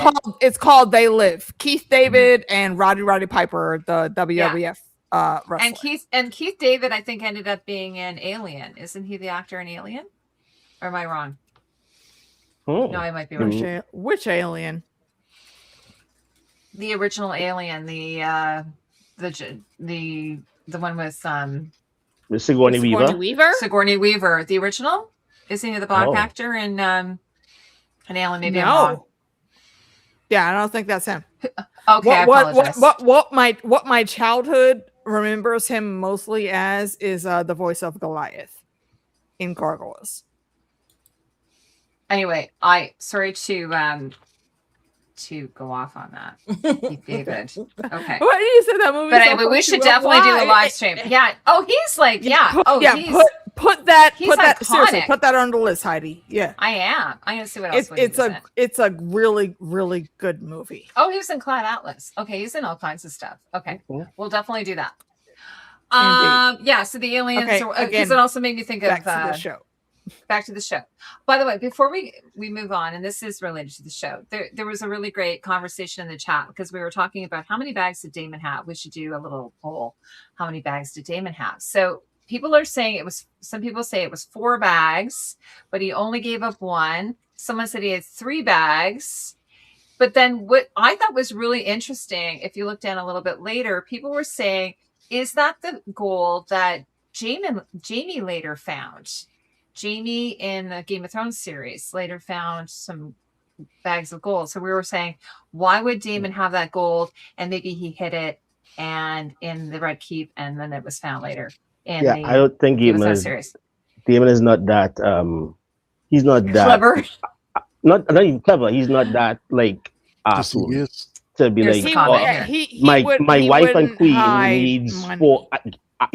I got 4 bags of gold to bring to my wife and queen so that she can keep her through, and I'm going to just give her 1 of them and keep 3 for myself so that I can go where and do what, because like I ain't going nowhere else apart from here to do anything else. Yeah. So I think it was just a matter of him, like he gets the palace and he's coming off the dragon with 4 bags or 5 bags, and he says, "Yo, Harry, hold these bags," and he holds 1, and he's a prince. He doesn't have to hold all 5 or 17 of his bags.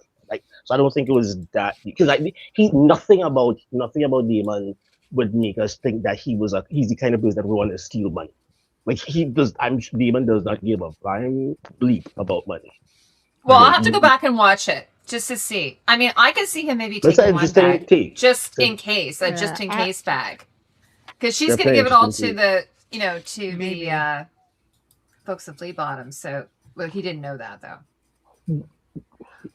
Anyway, I just wanted... maybe if he suspected, it could be a thing. If he had suspected from before that's what she would have done, and he said, "You know what? I'm gonna just give her 1 of the bags. So I should give that away to the poor people. I'm gonna give you the 3 to pay my guys." I could see that. Co-pilot says 4 bags. So say what? Said what? What you say? Co-pilot says 4 bags. Okay. Yeah. So it was 4 bags. Okay. So if he did abscond with the other bag, it was not for him to party. It was for him to pay his guys because he thought that was money. That's what I'm thinking. I'm like, he might have just gave her the 1 knowing that Missaria was in her ear and kept the rest to try and pay them. Yeah. And even that is a stretch to me. Gold cloaks. Okay, speaking of that, so when we were back in when he delivers the head, he delivers the gold. What did y'all think of Rhaenyra's reaction that, why did you bring me a head? I wanted to have justice and so on. And then Mysaria in the mix. I understand how she feels right there, because if you put yourself in her shoes, and like KP, Heidi, AU, y'all have kids. If something like this happened in like that day and age here for us in the real world, what would you do? Because I don't have kids that I birth, but I have baby cousins from my cousins that I love dearly. And 100%, if anyone was doing some random fuck shit to try to hurt them, it's war. Yeah. I don't even need to send a raven. I just have to send one random text. And we ride at dawn. Yeah. Quick. So I think I missed it. Who are we talking about? We're talking about Rhaenyra. Yeah. So do you remember when Daemon, he delivers the head on the table and claims that it was the Chief Stealer's rider? Right. Stealer's rider. Yeah. And Rhaenyra is like, what did she wanted to see them in their human form. So that's why she would have been mad. You say that. Yeah. And that's if it was your child, you would. Yeah. And that's the gist of what I'm saying. If it was someone that was connected to you, would have a different reaction for that. And what I can say from my real world experience, there's a lot of folks in the church that like my family grew up in that I know for sure are not about the rainbow activities, even though me and them might be cool on a level. Yeah, they're not for that. But they will tell you. And I've seen this in real time. The minute they found out that there's someone that is of my persuasion in the rainbow community, they will flip the script immediately because they care about that person and they want them to have like the opportunities and the best things that are cut off in some institutions because of being gay. So that's and the Caribbean is a place that the Caribbean is very, very harsh. Trinidad, not so much. Trinidad, not so much. You're right. Trinidad, not so much. Like we have Carnival and we have a band called Legend, where it's just a bunch of buff guys who go to the same gym in thongs and like some weird like some wings and a golden thong with platinum gray boots and a little necklace over here and some like spray on tattoo, and nobody cares. Like you want to dance with men, you want to dance with women, that's your business. I want to dance with women. If you want to dance with men, that's you. I don't care. That's your business. So but it's very people in the church that do that too. It's also, I mean, in the black church, what persuasion is the generally male choir leader? What persuasion is he using? Undercover. I'm not even going to. We can just leave it there. In most black churches you go, the choir lead is a black man who's more than likely LGBT, and they would ignore that. Yeah, and people might look at them away or whatever, but they need this choir to sound good. So people look to the left on that, and what you may hear them say is, only he could just kick that one habit. But so it's an interesting topic.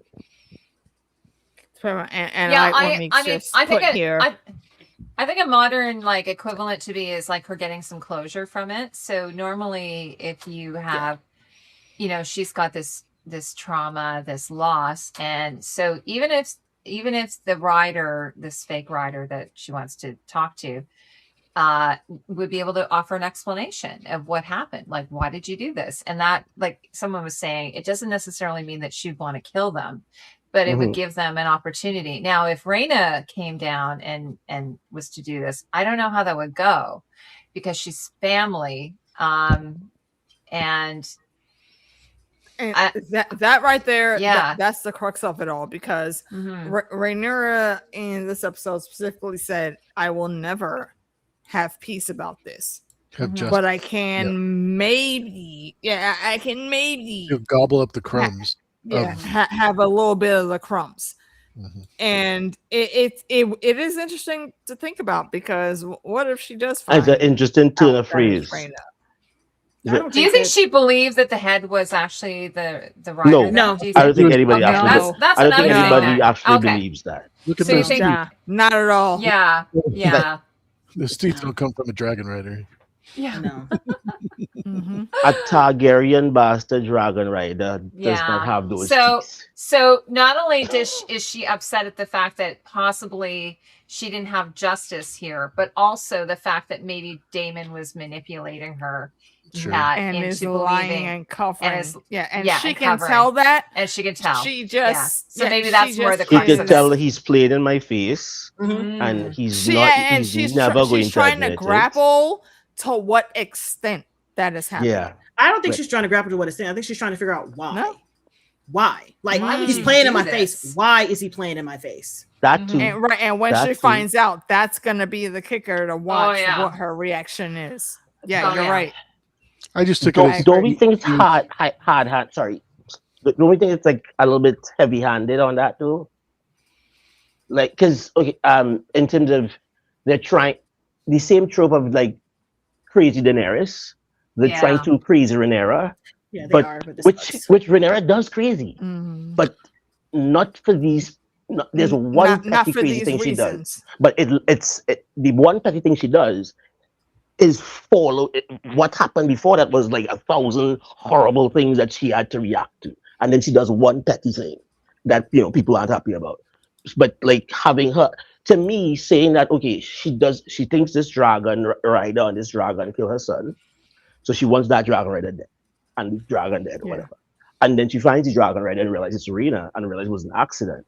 I don't think Rhaenyra tries to kill her. I just No, of don't. course not. I will not buy that. Mhm. No, she would not. So, and that's what they're trying to kind of develop, and that's probably what the Daemon Rhaenyra tension that has to happen eventually will be based on him protecting Rhaena, and I don't think that is something that she would get mad about. I think it's more of the lie. I think it's more of the lying. It's to correct. her. Yeah. Correct. Yeah. But other people were saying that, like, and they should know that. Bela This is why they knows, shouldn't though, lie. I think. As well. Bela doesn't know. Yeah. Bela Oh, does she not doesn't know. know. No, Bela So doesn't no know. one could see. No one knew. Yeah. One person knew, and that's Jason. He is dead. Oh, and he's gone. right, and Okay. just because He said we Raina. when we did our stream with DJ Fandom, we went back and looked, and I also thought that Jace saw her, and yes, she did, but Bela did not. Bela did not. So so no one knows why. And if she did, they would have made a point to kind of She didn't say that's my sister. make it obvious. Yeah, she never said that. Raina said that's my sister talking to Bela. Raina said that. Stop. That's my Yeah. sister. Okay. Yeah. Right, and that was my confusion too, because I thought that was Bela that said that, but it wasn't. Right. It was Raina, and that's when you saw like Jace swoop in to help get Bela. And what is her dragon's name? Like Moonbeam, Moon Dancer. Moon Dancer. Yeah, Moon that's what Dancer. when he saw that. That's when he was like, "Oh wait, hold on." And Raina on her side was like, "Oh wait, that's my sister. Do not pull the Dracarys. Fall back." and that's what it was. Yeah, Jace was the only one that saw it was her, and Jace is now dead.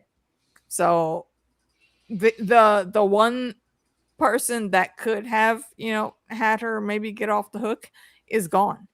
Yeah. Yeah, but this is why when we saw that they were combining the characters of Nettles and Raina, we didn't like it because Raina does have her own storyline in the book, and Nettle has pretty much the not all of it, but the same storyline that we're seeing on screen with Raina right now.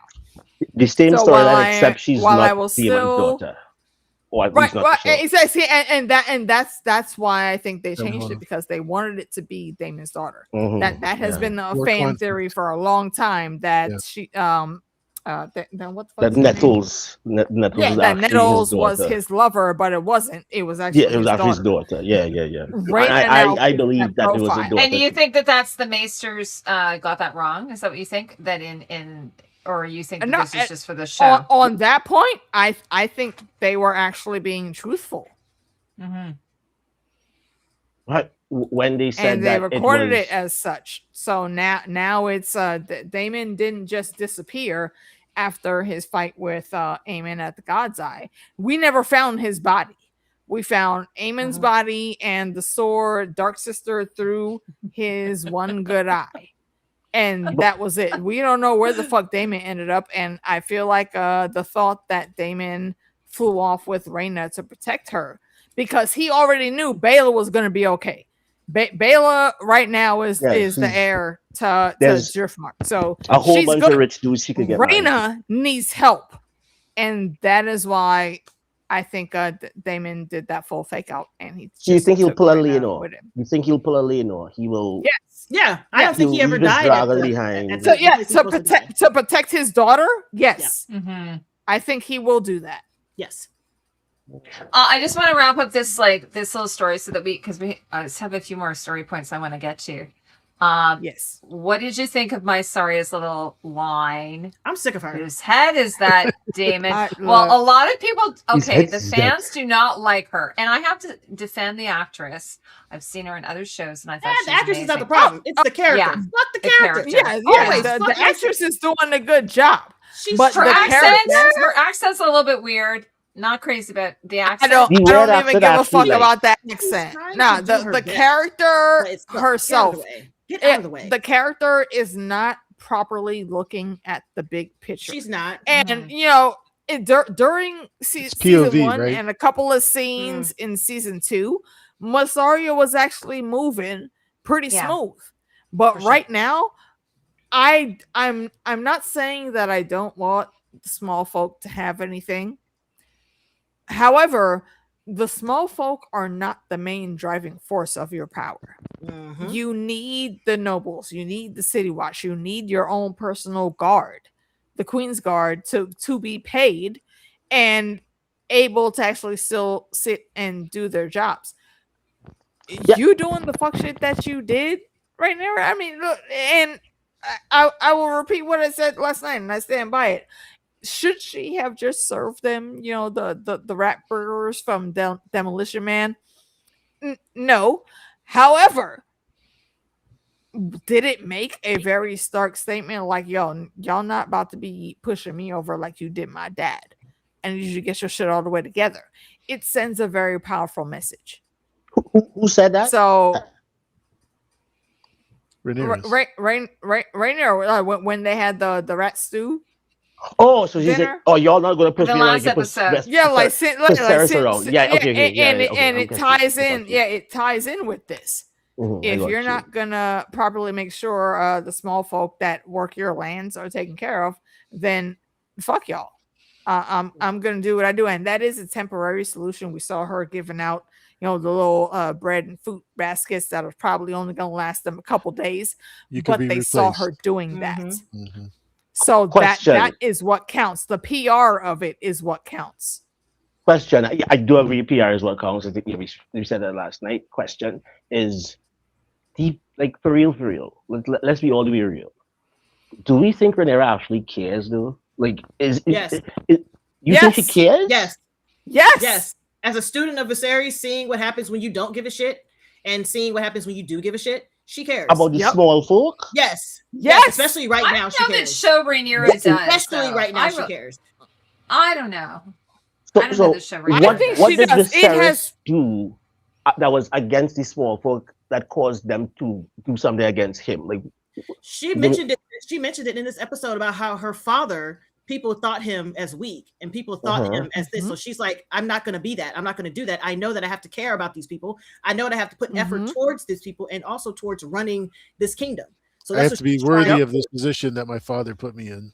Exactly. Right. That part. But that. So I don't remember seeing or thinking to myself that, oh, in this situation here, Viserys is showing that he really loves the small folk and he's trying to pass that message on to his daughter. I never really got that read from him. No, she learned it from watching him. Not like, oh, my dad did this, so I got to do this. She watched how he didn't care. A lot she of watched times, how he did not situation? care, and she's like, I can't allow this to happen on my watching. I can't.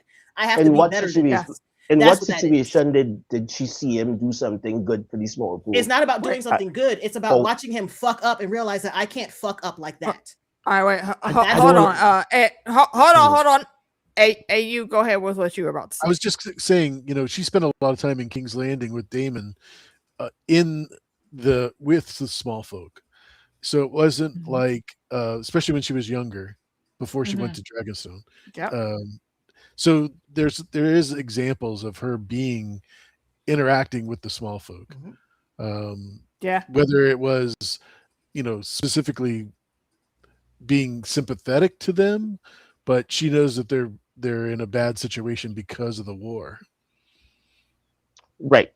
Yeah. But that of her own doing though. Like, does that mean that she actually cares about them and is not? Because I believe that she doesn't care either way about the small folk. The small folk she could take them, she could take them, she can leave them. She doesn't care. However, if she can use them to gain some points and get them on her side as another ally, I think fantastic. She's going to do that, and she should. But I don't think she deep down, nothing that she's ever done or nothing that Viserys has ever done has made me think that Viserys didn't like the small folk and did things because he didn't do stuff for the small folk, they hurt him. I don't remember seeing that. Gotcha. And I don't remember seeing where Rhaenyra does something for the small folk just because, or where her dad tells her, yo, you should take care of the small folk because like XYZ. I don't remember that scene. It may be there, and I may have missed it, but I don't remember. It might be because the scenes made me feel that. And you thinking that's a different character, but it was when she was not the same actress as she is now. In which situation? Because you're thinking about a monkey when see, she monkey was do. You're the looking for a younger. direct example of the Sarah say, hey, feed these people and it'll be great. And you're like, great. My dad told me to feed these people and it'll be great. It's not like that. She's watching how he ruled and then watching how Alicent, also from the back, was also ruling to trying to do what she could for the people when she could. So she's seeing that and realizing that, yeah, I just can't ignore these people, especially right now. What did Alicent do for the people? Exactly. So you're looking for exact examples. You're looking for this is Exactly. what happened. You're like, she walked in, turned to the left, said this. See what I'm saying? Do this. I'll do this because it's great. You're not going to get that. Not in this. It's about looking at what people are doing and going, okay, well, this is stupid. I'm not doing that. Yeah. Very simple. It's very simple. And then assessing what part of that you may want to attach yourself to. Yeah. That's it. And how well does it match the books too? Because obviously that's a little bit of a variance. Well, for me, I don't even care about the books because I know who wrote the books. So I'm like, fuck those guys. I'm all about fuck the Maesters. Point blank. Period. Fuck them. No, absolutely fuck the Maester. Literally, the one Maester. Do we know that the series is the true telling, though? Do we know that? No, or is that we don't. filtered? What we do know. Because even at the end of Game of Thrones, someone closes the book after finishing the story, right? No. What we do know, if I'm remembering correctly, and like me, Meeks and the ladies did speak about this, like during season 1 and 2, is this is the truest version. Mm-hmm. It is still just a version, though, but this is the truest version of the things that happened. So you can take some of this with a grain of salt, but you do have to, grapple in your brain that a lot of what we're seeing is what it was. And some of those things are just very quiet and seem mundane or just a one-off random temper tantrum or whatever. But these are a lot of those actions are not what was actually recorded by the person that wrote this book. Mm-hmm. And I mean that saying not by George, but the Maester or the Mr. Monken or whatever that wrote these histories. Yeah. So I think we can take into account everything that happened here, and there is some truth to all of it. Like that's how legends and myths work. This is like 2 centuries before Dany brought dragons back into the world. So yeah, it's literally a gamble on anything that could happen. I wish we had more concrete, things to say about it, but we don't.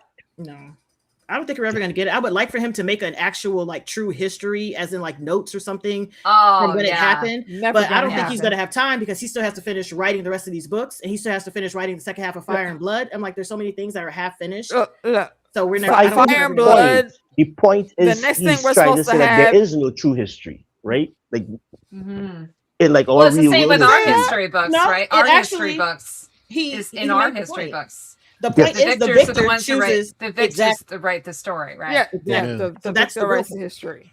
Yeah. All right. So if we finished up this with Miss Mysaria, and I think this is we talked. I don't think you ever finished your question. Oh, what's that? I don't even think you finished your question. Christy. What? My question? About Mysaria? About what she was. You said. You started to say what she said, what you thought about what she said. Oh, yeah. She said, whose head was that, Damon? Which was, I thought that was pretty funny. Because she caught the bullshit tea immediately. And why was she able to do that? Because if you remember when they were on that damn bridge to Dragonstone, Damon was playing in her face then too. And she realized that shit and immediately hit the about face and left. They had an intimate relationship. By Most the way, I was going to ask you. When they lie, you can figure it out. Yeah. Totally. One of the things I was going to ask you, because I'm not as knowledgeable about the books as y'all, but like, she's the White Worm, and she has some, she's like Lady of Whispers type of thing. It doesn't feel like that's being harnessed here. Do you find that? She's not gathering information. If it is, we don't see it. Like, we don't see her. We see her saying or giving interesting pieces of advice that are on the level, on the spectrum of not too bad to like pretty fucking horrible. But we don't see her meeting with her little birds, or as Like Varys Garrus did. like the most we see is her sending a message that eventually gets to Linda Massey. That's like the most we see of her doing intelligence gathering. So yeah, she and perhaps they will play that up a little bit more because he later on will become more important.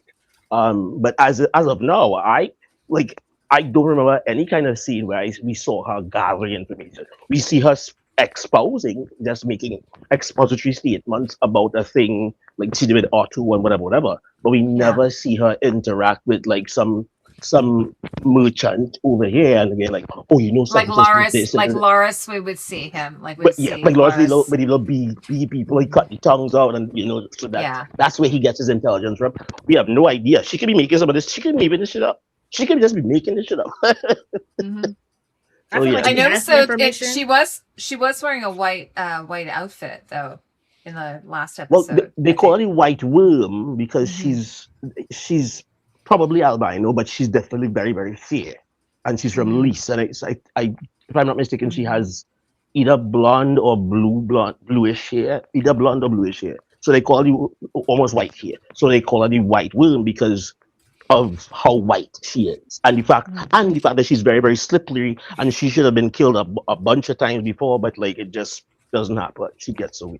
So that's where the name kind of comes from. Correct, AK? I'm sorry.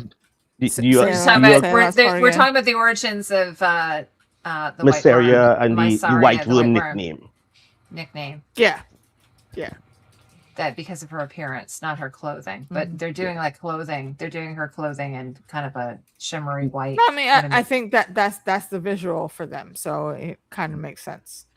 And I think they wanted to show, obviously they wanted to show some diversity, and making her a Asian person with a kind of French Occitan accent. That's the closest thing I could. I think that's what it is because she's British. Yeah, a kind of Occitan accent. Yeah, and in England you can still do classes in Occitan and proper pronunciations in Occitan. And what, like in my school, you could have done those classes, and people did. So I like where a lot of people don't like her accent. I kind of do. It's very like the same reason why people don't like it is why I like it, because it's weird. It's weird, and it's way weirder than everybody else's, and it's because she comes from way further than anybody else's. So she should talk like, if I go to when I go to the States, or I'm in England, like my accent is weird. It's weirder than people. If you are from London, my accent is way weirder than somebody's accent from Manchester to you. So it symbolizes how far she's come, I think. Does that make sense to you guys? Yes. Yeah, no, it does. All right. Would you guys like to address Meeks' thoughts on this? Oh, I'm going back and forth with for show 3387 because he's very team, or she is very team green. And I'm like, you're acting like the greens are great. The greens are not great. The greens are in worse shape than the blacks. Because once they fired Otto, everything went to hell. 100%. Is Crunchy Munch Otto? Is Crunchy Munch Krispy Kreme? No, Crispy Crunch. Crunchy is crispy. Yes. Okay, cool. I gotcha. We got too many nicknames for this guy. That's another one of his titles we gave him. So Crunchy Munch. Yeah, I'm like, Otto was the backbone, the linchpin, the big brain behind everything. Once Crispy Crunch got him to get Otto out of there, the greens became trash and crap because nobody was maneuvering together as a team. Allison went to the dogs. Her own shit. Aegon didn't want to do nothing. Aemon wanted to do everything. Helena's like, please, Jesus, just leave me alone. As she should. Right. I don't want to be involved. Hey, right? I'm trying to be my little insects. I want to play my insects and mind my chickens. Leave me alone, please. Yeah. I'll make your kids, whatever. I'll give you April kids. is correct. It's definitely Laris's game right now. As far as that is, Oh yeah. Just to wrap up the small council with it's like a partial council, and they don't even use the marbles. She anymore. left the small council at Dragonstone, and I feel like that is a plot point that will also come Yeah. back later Come back because to I bite them. understand that you Yeah, I did don't too. like them right now. However, you need shit to be getting done, and you cannot do it all by yourself. That Well, was evident in that the is last true, but episode. Lord Celtiga and whomever else there, we're not going to help them. We're not going to be able to help them in King's Landing. You had to get King's Landing people though. Like Yeah. those guys, You don't think- By the way, You the- don't think that those lords that are there are used to high court maneuvers? who like Lord Celtiga and those guys. Everyone that was on her council had experience before they got there. Not on the left, like you're talking about Celtiga. You're talking. It was their Beesbury or Beesbury cousins. Like, so like yeah, they have experience, but like if you are now in King's Land, it's like you are mayor of New York and you had 3 assistants that were big deal in New York, and now you go to be president. The big deal people in New York don't matter to you very much. You want people that are big deals in Washington now because they have the connections you need.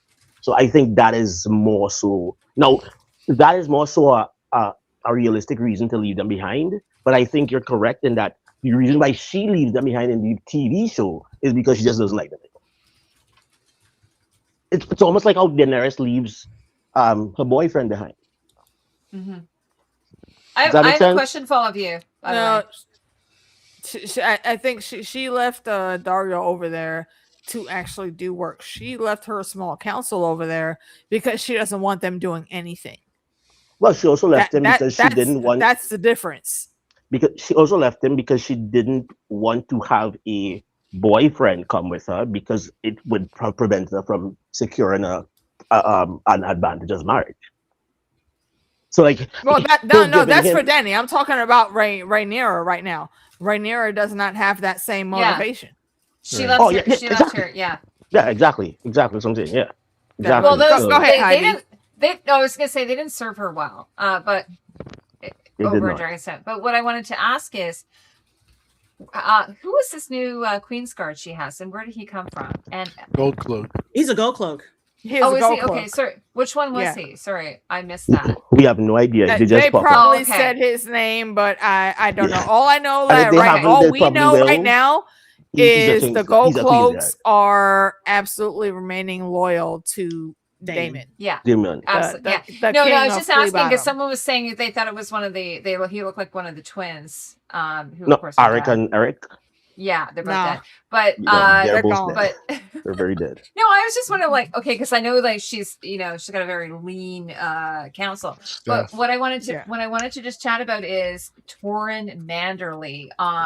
As I know, I Love think we him. talked about it a lot. So what did you think about him? By the character's really fun though. Like he's kind of a fun character.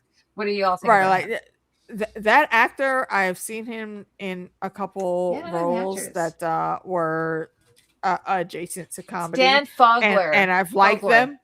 And I think that they put Sir Manderley in here for a reason.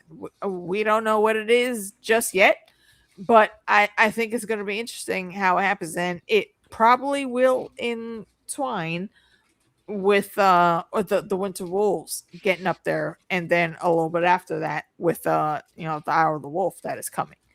So it's interesting that they stationed him here, and that's a question that me, Meeks, and Sphinx had when we were talking about it in the after show. Because why are you there, bro? And why are you so happy to see Rhaenyra in her best petty streak era? I stand it. I like it. I just need the explanation. Why are you there? Yeah, he's from. Somebody said he's from Fantastic Beasts. He's an actor from Fantastic Beasts. He was the sidekick, I guess you could call it. Jacob. Whenever you have an actor that is that popular in a role this small, it's not a small Yes. role. That's not what I'm a saying. small There's role. something coming. That's what I'm saying. There's something Yes. coming Yeah. up with his character. I I'm don't know enjoying what him. it is, but I think I'm probably gonna like it because it's House Manderley, and House Manderley is very loyal to the Very Starks. gangster and gangster. Yes. and They are- beastie, they're right? both- Yeah, they Yeah, literally are the richest family in the North, and they wield that in a non-malicious way. I- Well, I- What and else is that do that? But what do you guys think about the advice of hire a master of coin and in a couple of weeks they're going to blame him? What do you guys think about that Orwin. advice? Was that like? No, that was Masseria. That was Yeah, I know. Yes, that yeah. was, Oh no, that, she said Masseria- Orwell. No, yeah. Masseria said that. Yeah, correct. Yes, Masseria did say it. But yeah, what do you guys think about that advice? Was that sound advice? Do you think? I think if they were going to do that, they should have picked a different person because that person Yep. that they picked is supposed to do stuff. So I'm like, I don't understand where we're going with this when that person is supposed to do stuff. You know what I mean? That part. So the fact that they pick somebody to be master of coin to fix the coin situation, but the real reason behind it was to just put somebody there so that they could give the people ahead when they wanted ahead. Kind of contradicts what. Yeah, It kind of that's contradicts. what- What, yes, it does. Yeah, Yes. someone was saying this earlier that the reason the purpose of the different, what do they call them? Sorry, the masters on the council is to sort of take some heat away from the king or the queen. Correct. So if something goes awry, then you can blame them. So master of coin, Yeah. master of ships, master of whispers. Also, when you hold court, they're the ones Mhm. that you assign to the task. Yep. But I don't think these small folk are that stupid to be like, okay, we've had money problems for 7 years, and we appoint a new money guy today, and next week we're going to lynch him because he still hasn't fixed the problem that has been existing for 7 years. I don't think. No, I agree with you. Yeah, I don't think it. I So don't think the way they're setting, and that is probably what's going to happen.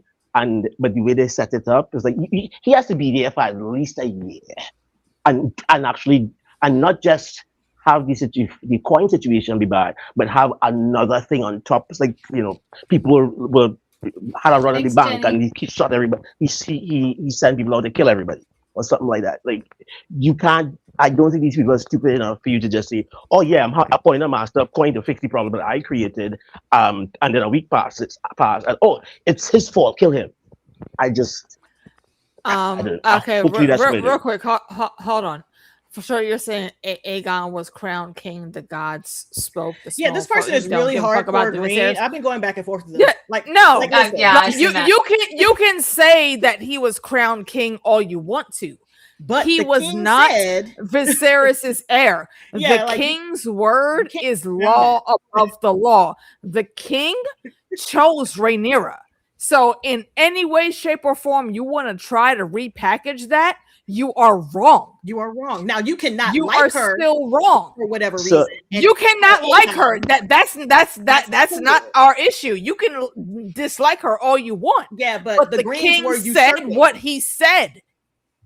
Well, The Greens, Aegon, Aemon, all of them were usurpers. The king's word is law. no. That's it, plain and simple. So, AK, let me tell you. This is some nerd stuff, right? But like, I went to law school at LSE, so I went to a British law school, and there's a full 3-semester course on law of succession, and the law of succession is basically under British rule Is that How the does- law of when a king succession in dies- our world or theirs? in the Yeah, British there you rule. go. in Thank you. Britain. Don't matter. Let me know when it Britain. becomes a Song of Ice and Fire. So Exactly. no, You cannot say no. no. I'm saying it before you get into the whole thing because specifically you cannot put our real world laws into there. Of course, Because that's if what I'm that trying to was do. the case, That's what I'm then trying to it do. would be okay here for Right. us to be marrying our cousins and brothers and sisters and whatnot, and it's Technically- not. Technically, you could. I mean, well, back in that day. But the point though is the answer seems easy, but when you study the succession law, you realize the truth of the matter is who becomes the heir? The person that has the money and the army. Like, even like a king could decide whatever he wants. It's not even that in this situation. Whoever became the heir was the person who got to it first, and that was Aegon. That's why he Correct. got crowned because he was there. That too. He was there. That But he too. was Now, still a if she usurper. had been there would have been a completely different thing. They would have had to like get rid of her and Daemon, and they couldn't do that. So I'm like, Because they so were that's why most- that argument doesn't even compete Correct, or yeah. compare. So that's why I'm Because- like, Either way you look Yeah. at it, he's still a usurper. Hmm. oh, we would not bring you up. That is yeah, I understand where you're coming from, and it is in the world of the Game of Thrones. It seems that the king does have a inherent and lawful right to appoint a successor. However, in He does. like real history, the reality of it is Real history don't matter. A king's word dies with him. So it's really Real a matter of history does who not can matter. actually take it. Yeah, I understand what you're saying. I understand what you're saying. But I just Well, saying in real it's not that simple. history, as soon as the son was born, that would replace the daughter. So if like Elizabeth It II would, but that's had a not what brother, happened in Only this. if the king didn't. Only if the king didn't announce that he was. but he did, make yeah, an so heir. he did. Exactly. Like, If you wanna, That's a if you big- want to pull it into our real world dynamics, the best thing you could compare it with is a business mogul. Let's say like Succession. TV show. Sony or Samsung.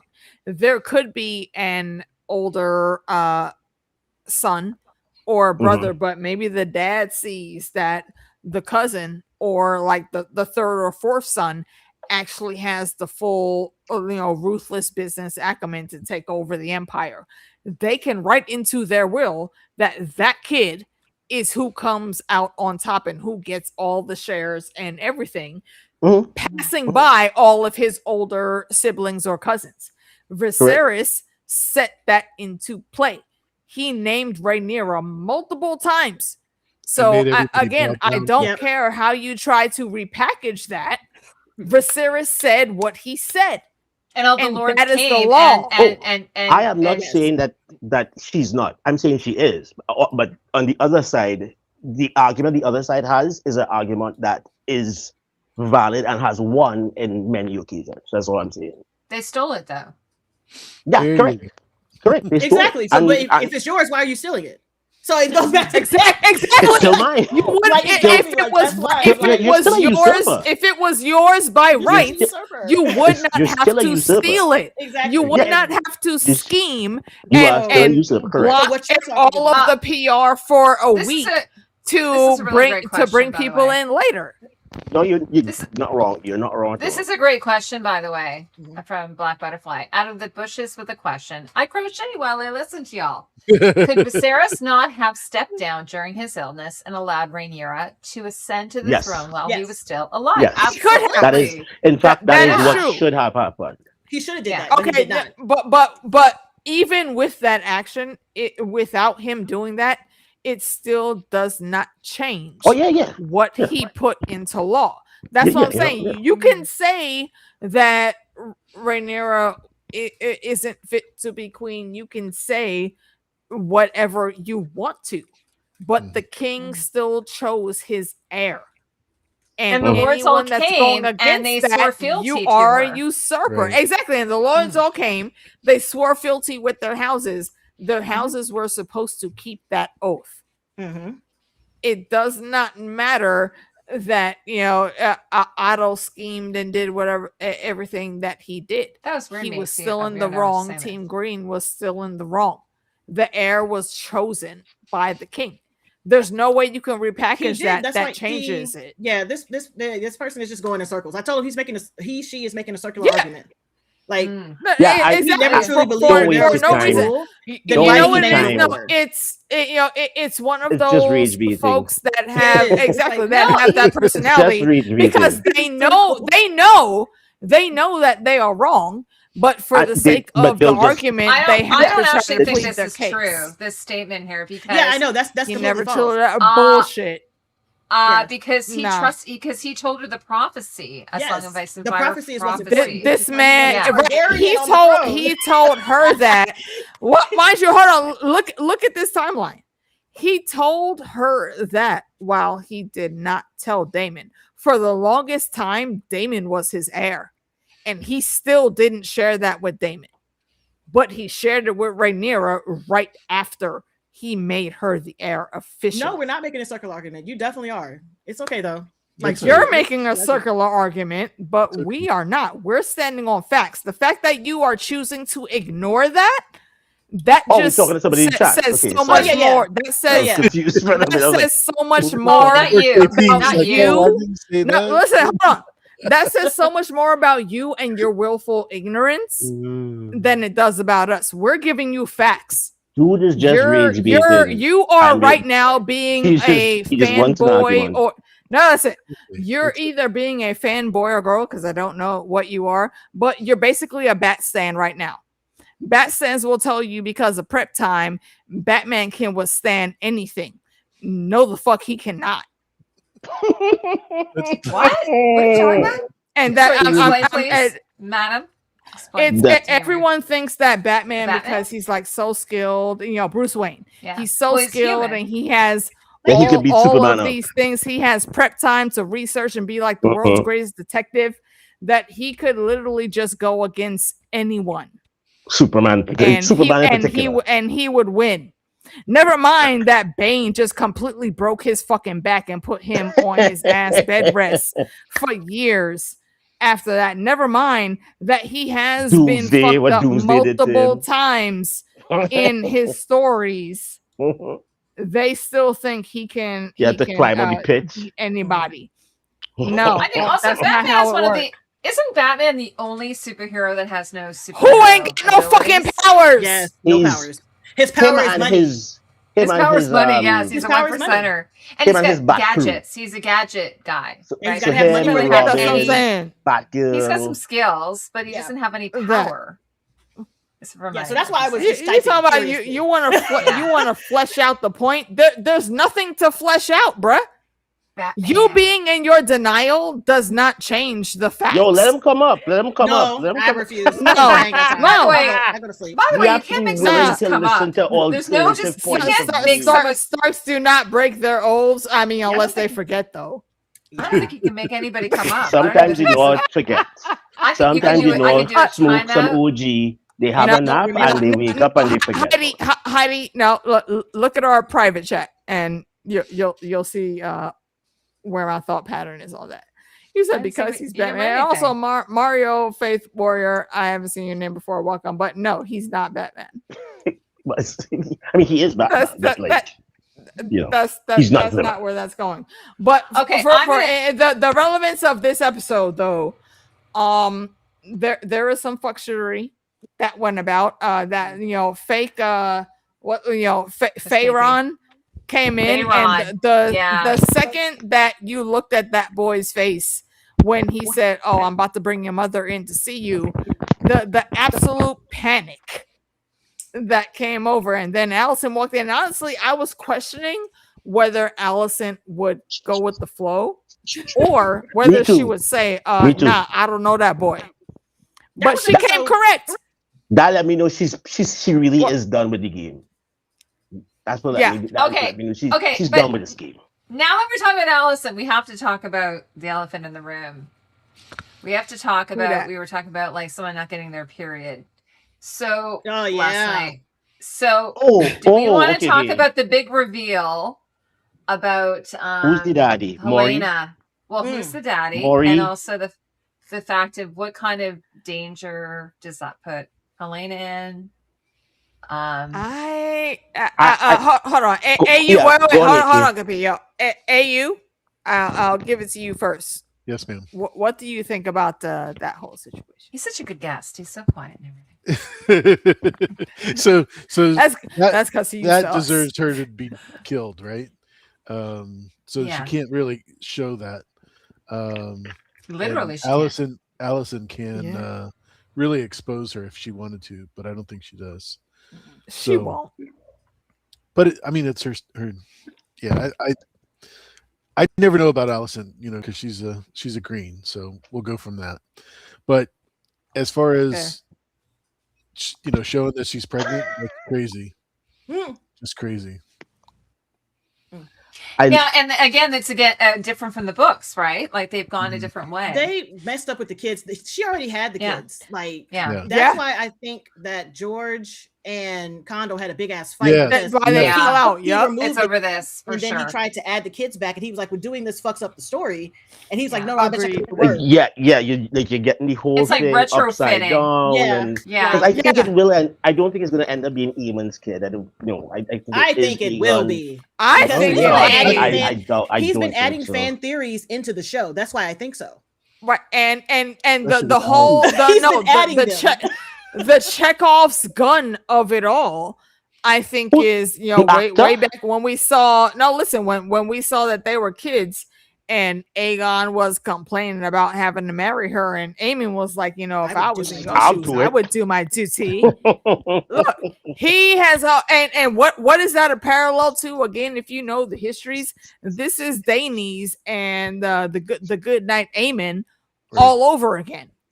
And it's especially even more fitting with Aemon, as me and Meeks like to call him. Mhm. It's because he already said that he would absolutely look at Helena and take care of her and make yeah. sure that whatever was supposed to happen Right, to right. bring he wants heirs. that. He wants it. He would be down. So it makes sense to me that here they would have some random, other relationship that was very, very secret, considered, third level top secret above top secret that was going down. Because when did we even see, any type of anything going on Nothing. with them, late last season? Nothing. Nothing. With Nothing with with who? none of them. With Aemon and So who- Helena? No, With with either of them. Aegon. With No, with Aegon Aegon and and Helena. Helena. No, definitely there's nothing But going we on with did- them. Definitely not. But we did see Right. Aemon and Helena have a meeting, Like weird. Like a weird we meeting did. where Helena rebuffed him, right? Mhm. Helena Yep. like struck. So like, if you made it that after she rebuffs him in that way, that gives her an agency that she's never had, and now she's even growing on that agency in this season. If you take that away by making it so that she ends up getting pregnant by Aemon anyways, whether it's by rape or like consensually, which it probably wouldn't be consensually, to me it take away from you take away from the agencies you just gave her by allowing her to come out her shell and saying no to Aemon. No, I'm not coming with you. No, I'm not taking my dragon over there. And no, I don't like you. You're not gonna be my husband now. I'm done. Like, do not come out to me with this. That was such a look for her that I think to make it that it's Aemon's style, it would just be to kill all that good work. Not to say that they won't. I How know. long has it I been don't. I don't since, think the baby was murdered, though? We don't know. That's the thing. We don't know the time No, frame. right, That's what exactly. makes it so we geeky. don't know that. We don't know the time frame. Because We if don't know she's how long showing, it's that been. means she's probably like when She- you've had a couple of children. least She's three not months. showing. It's a. She's not showing her boobs are big, and that's in the first. It's her you know, boobs are well, bigger. You know, your titties Yeah. are big in the first trimester. You got them kids. You Yep. know, titties is Yep. tender and Oh, hurting. yeah. Like, ooh, don't touch it. That's what I'm okay. But her mom, no, but her mom was kind of And like that. that's She what opened made up Her mom her- looked Allison at her pause. breasts. She was Yeah. she was in the back of the scene struggling because I was laughing. I was like, look at her back there flailing, trying to put that. Well, son I of a know, bitch it's on. funny- trying to hurry it's up and funny cover up. Yep. It's funny I saw a few, there was a behind the scenes or one of the still images. I was like, her boobs do look really big. Yes, and that's what Yeah. her mom did because she was trying to like help her fasten, and she went. But she knows. She Can't make knows. it. That's what it is. She was like, "Them titties is girl." Yeah. and then Right. she tried to So- touch her stomach, and she was So like, "Oh, God." so that could be Right. she could be maybe like even like just 8 weeks then if that's the case. Like 2 Yeah. months. And even that and far if along. it is It could be within Aemon. that time frame, then absolutely it wouldn't be Aegon's. But wouldn't it be Mhm. interesting Yeah, if it's 'cause not if it's I don't Aemon, so- see Helena having a side piece. no. That's just it's not in her personality. yeah, it's not in her nature. It's just not. Mhm. However, when they were younger, if you remember, as quiet as she was still closer to Aemon than she was Aegon. Mhm. Mhm. So Well, it just do takes with that one what time. you will. Mhm. It exactly. It It's only super takes one weird. time. It is super weird. You could have visited Yeah. the Mainsters also and drugged her. That's why I don't trust the Yeah, Maesters. yeah, I'm just waiting for the tea to pop That- up for her to be like, "Here, you want some? You want some Bortini?" right. You You don't want your want perhaps A smoke little baby. a little Yeah. Monaco, I like that. It's a Mocha smoke Poppy. baby. Some heated Dornish red to help you sleep. You know. Well, anyway, it puts It her wouldn't in be hard. danger.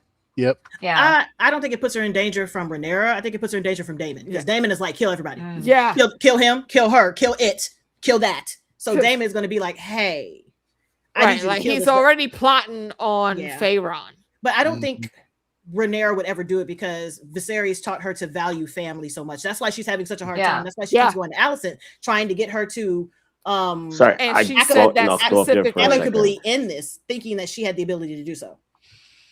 That's all she wants. But I mean, in Alicent's mind, though, she might be thinking, "Oh my gosh, like, you know, this could. I've got to get you out of this castle. I got to get you out of here." And I will say though, like in that conversation when Helena was like, you know, like, did it make you feel better? Mm-hmm. And I don't think she was trying to be malicious in any way, shape, or form. She literally was just looking at her big sister and knowing all the fuck shit that has gone on. Did that help you feel okay? That's it. No malicious intent, just checking in and saying, hey bitch, I see you. I know it's been some hard shit, but like, are you cool now?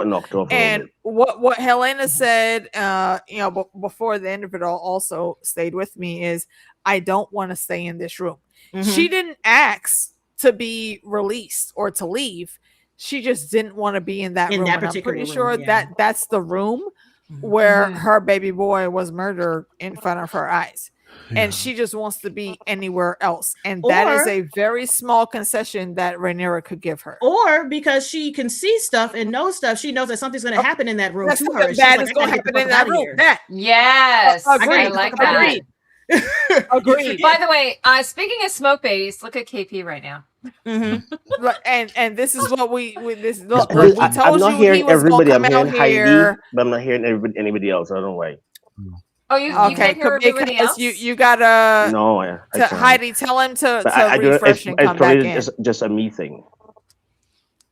Okay. Yeah. Alicia's saying to leave. Well, he already left and came back though. Well, do it again. Yeah. Sometimes it takes a couple times. I'll do it in my iPhone. He's coming in from Trinidad, so it's we're all over. That's what I'm saying. Yeah, our international cross panel sometimes. Yeah. Yeah, we have an international panel. I was gonna say. Hold on. So wait. You're saying by Team Black Logic, Joffrey from Game of Thrones was don't take the bait. How do you? No, hold on. No. Seriously. I'm genuinely.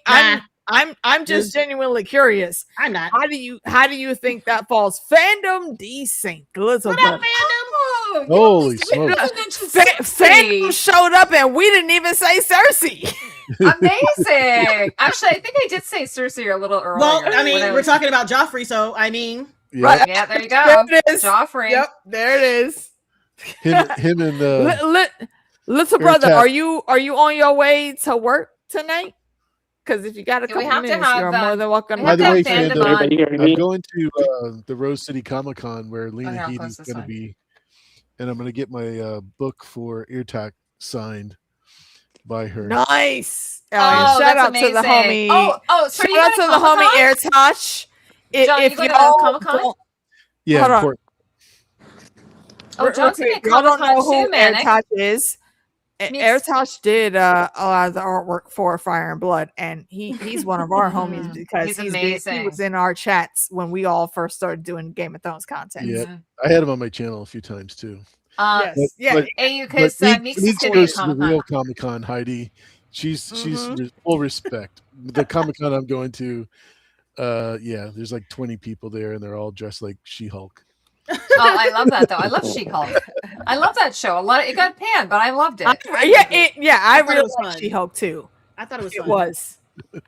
But I was going to say, it's like no, Deadpool was not the first one to break the fourth wall. It was She-Hulk. Just so y'all know. John, I was going to tell you, I'm going to Fan Expo, which is a poor man's version of Comic-Con as well. So it's in Toronto. Nice. The fandom absolutely, April. Going out there into the wild, April, and yes, agreed. I do. Yeah, we adore the callbacks that they do. But I was going to say, so we're kind of running out of racetrack here. So I was going to say, maybe we should just wrap up a few things and then we'll do a rating. Who is everyone's MVP? And then we'll go into ratings. KP, we'll start with who would be your MVP for this episode? This episode. Ormond. Oh, what? 100 points from Slytherin. Ormond. He did I saw something from him that I genuinely didn't expect. And Really?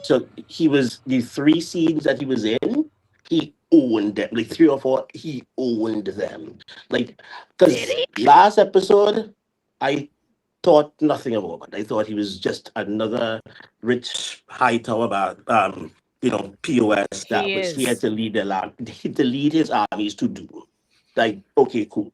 But the way they added in this kind of cult leader, I am messianic, kind of fascist, kind of racist thing in him, this righteous cause that may or may not just be a facade for psychopathy, is very, very interesting to me. Anybody else think so? Or am I just I knew that he's wound so tightly. I knew he's that type of person. He was walking around being like, "Oh my God, these niggas stink." Right, exactly. Oh God, stay away! Like, I'm already better than you. That's my house. This is my shit. I'm in your tub talking to you about getting out of your own room because I need to bathe and I need my peace. Like, I knew that he was so wound so tightly. Like, that you're he interrupting was the scent of my incense burning. I know he's 100. I need silence. 35% crash out. I think he's fun. Like, I am enjoying it. Oops, sorry, I just made a lot of noise. I'm enjoying the character, because like I think KP, I think it was you saying we haven't really had a villain like this, so I don't know what was going on over here. Right. Is that also your MVP, Heidi? Oh hell no. Okay. No, you know who? No, you know what you didn't talk about. You know who mine is? Mine is gonna be Alan, because his dad was like, he goes to his dad and he's like, "Dad, the Queen wants you to come and be at the small council table." And he's like, no, I'm not going. You go in my seat. Like, come on. And then he does such a good job. I thought he was amazing. As pissed off as he is at Corliss, he still covers for him. He does. And then and then he kind of like softened it a little bit. Right. And you and I knew may not really know the ins and outs of this and appreciate it, but that is literally Black kid trauma across the board, across the whole diaspora. Alan for the cats.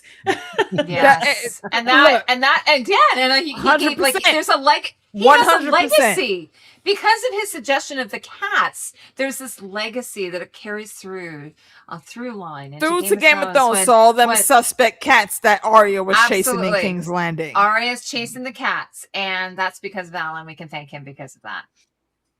Yeah, it was weird. It was weird that they were all in Valyria, old Valyria.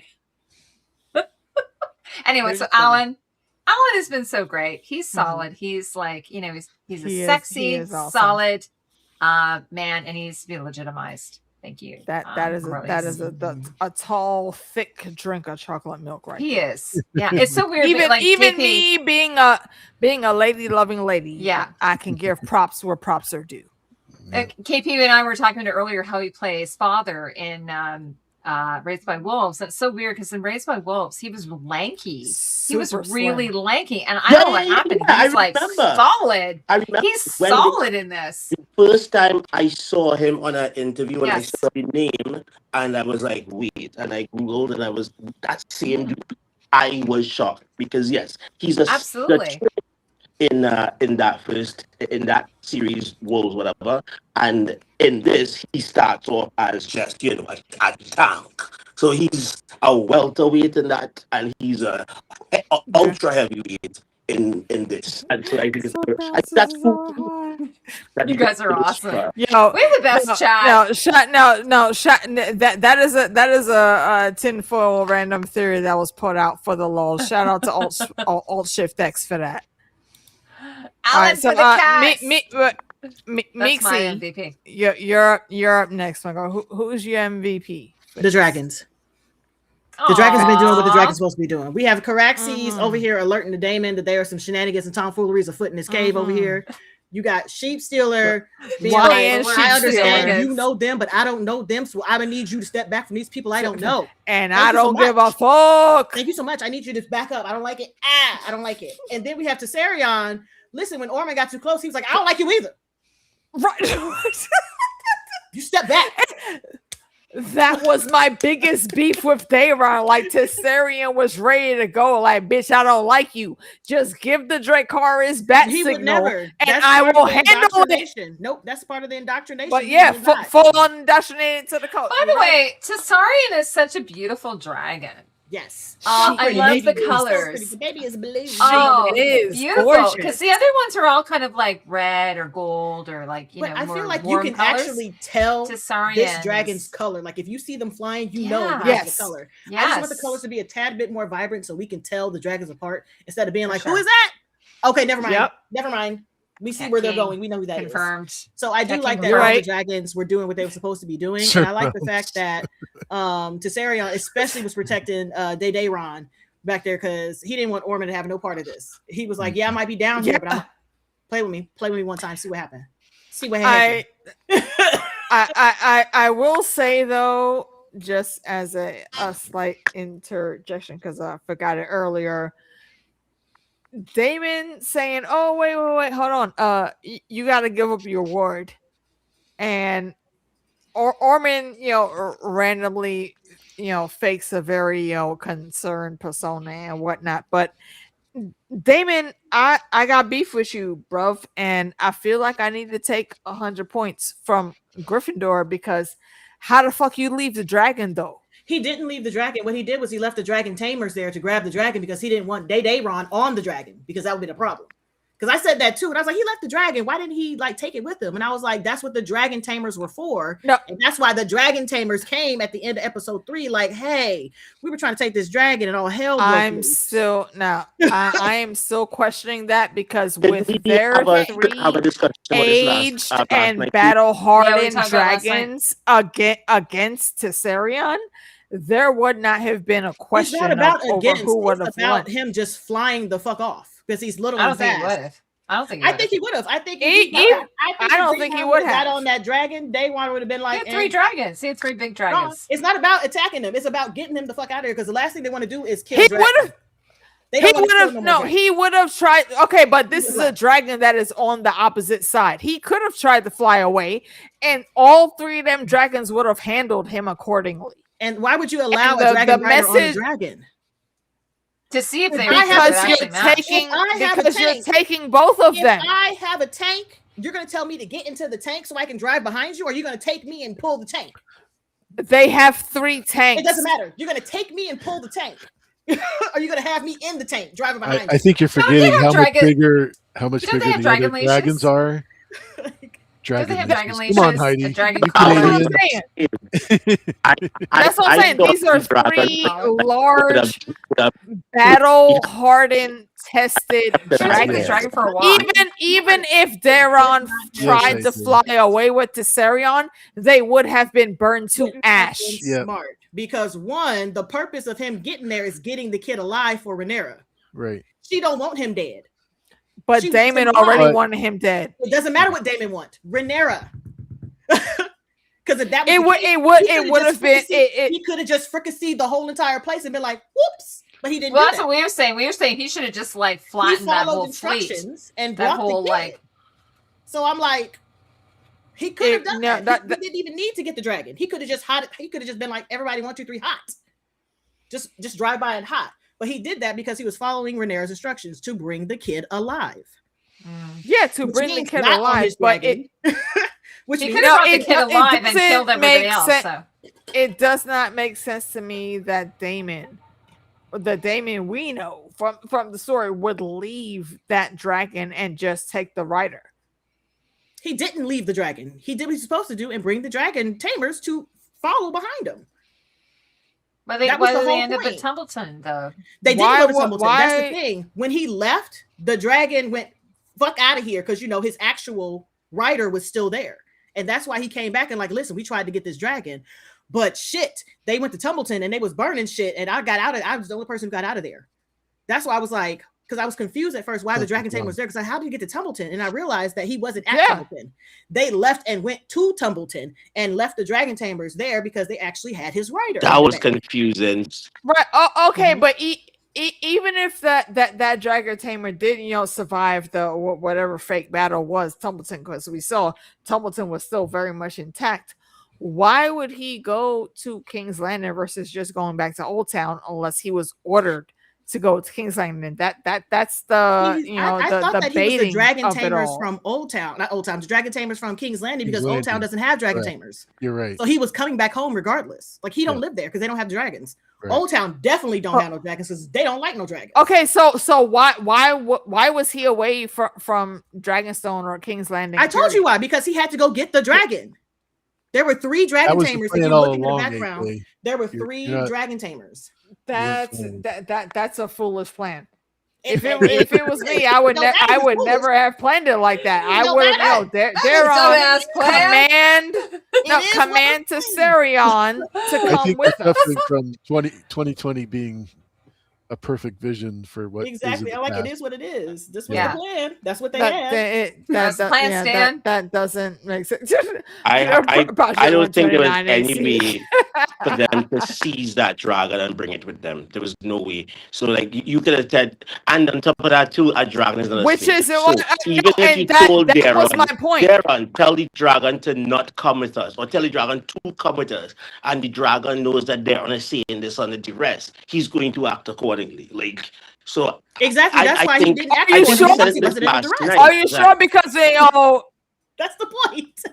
The fact that the dragon in that scene where in the audience that not the real Daeron. Exactly. I think that was the point of the entire that was not the real Daeron. But so that's what we're saying, that even if like Daeron, even if Damon teased it out like, oh, we'll come over here and claim the dragon. My point is, if that was not the real Daeron, had at any point in time Damon commanded him to get on that dragon, because we saw the field behind them. There was no one on that field, which means they were leaving there on their dragons. Damon would not just have brought the kid and not the dragon.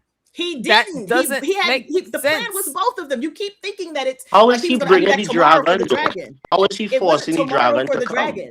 They were there. The dragon tamers were there. He left with the kid thinking the dragon tamers were right behind him. That's it. That's the whole thing. The dragon tamers for Tessarion. Yes, the dragon tamers were for Tessarion. Yes, to have them follow all the way down. Yes. So are you saying that Daemon brought the dragon tamers with him so that they could Tessarion stayed or something? Yes.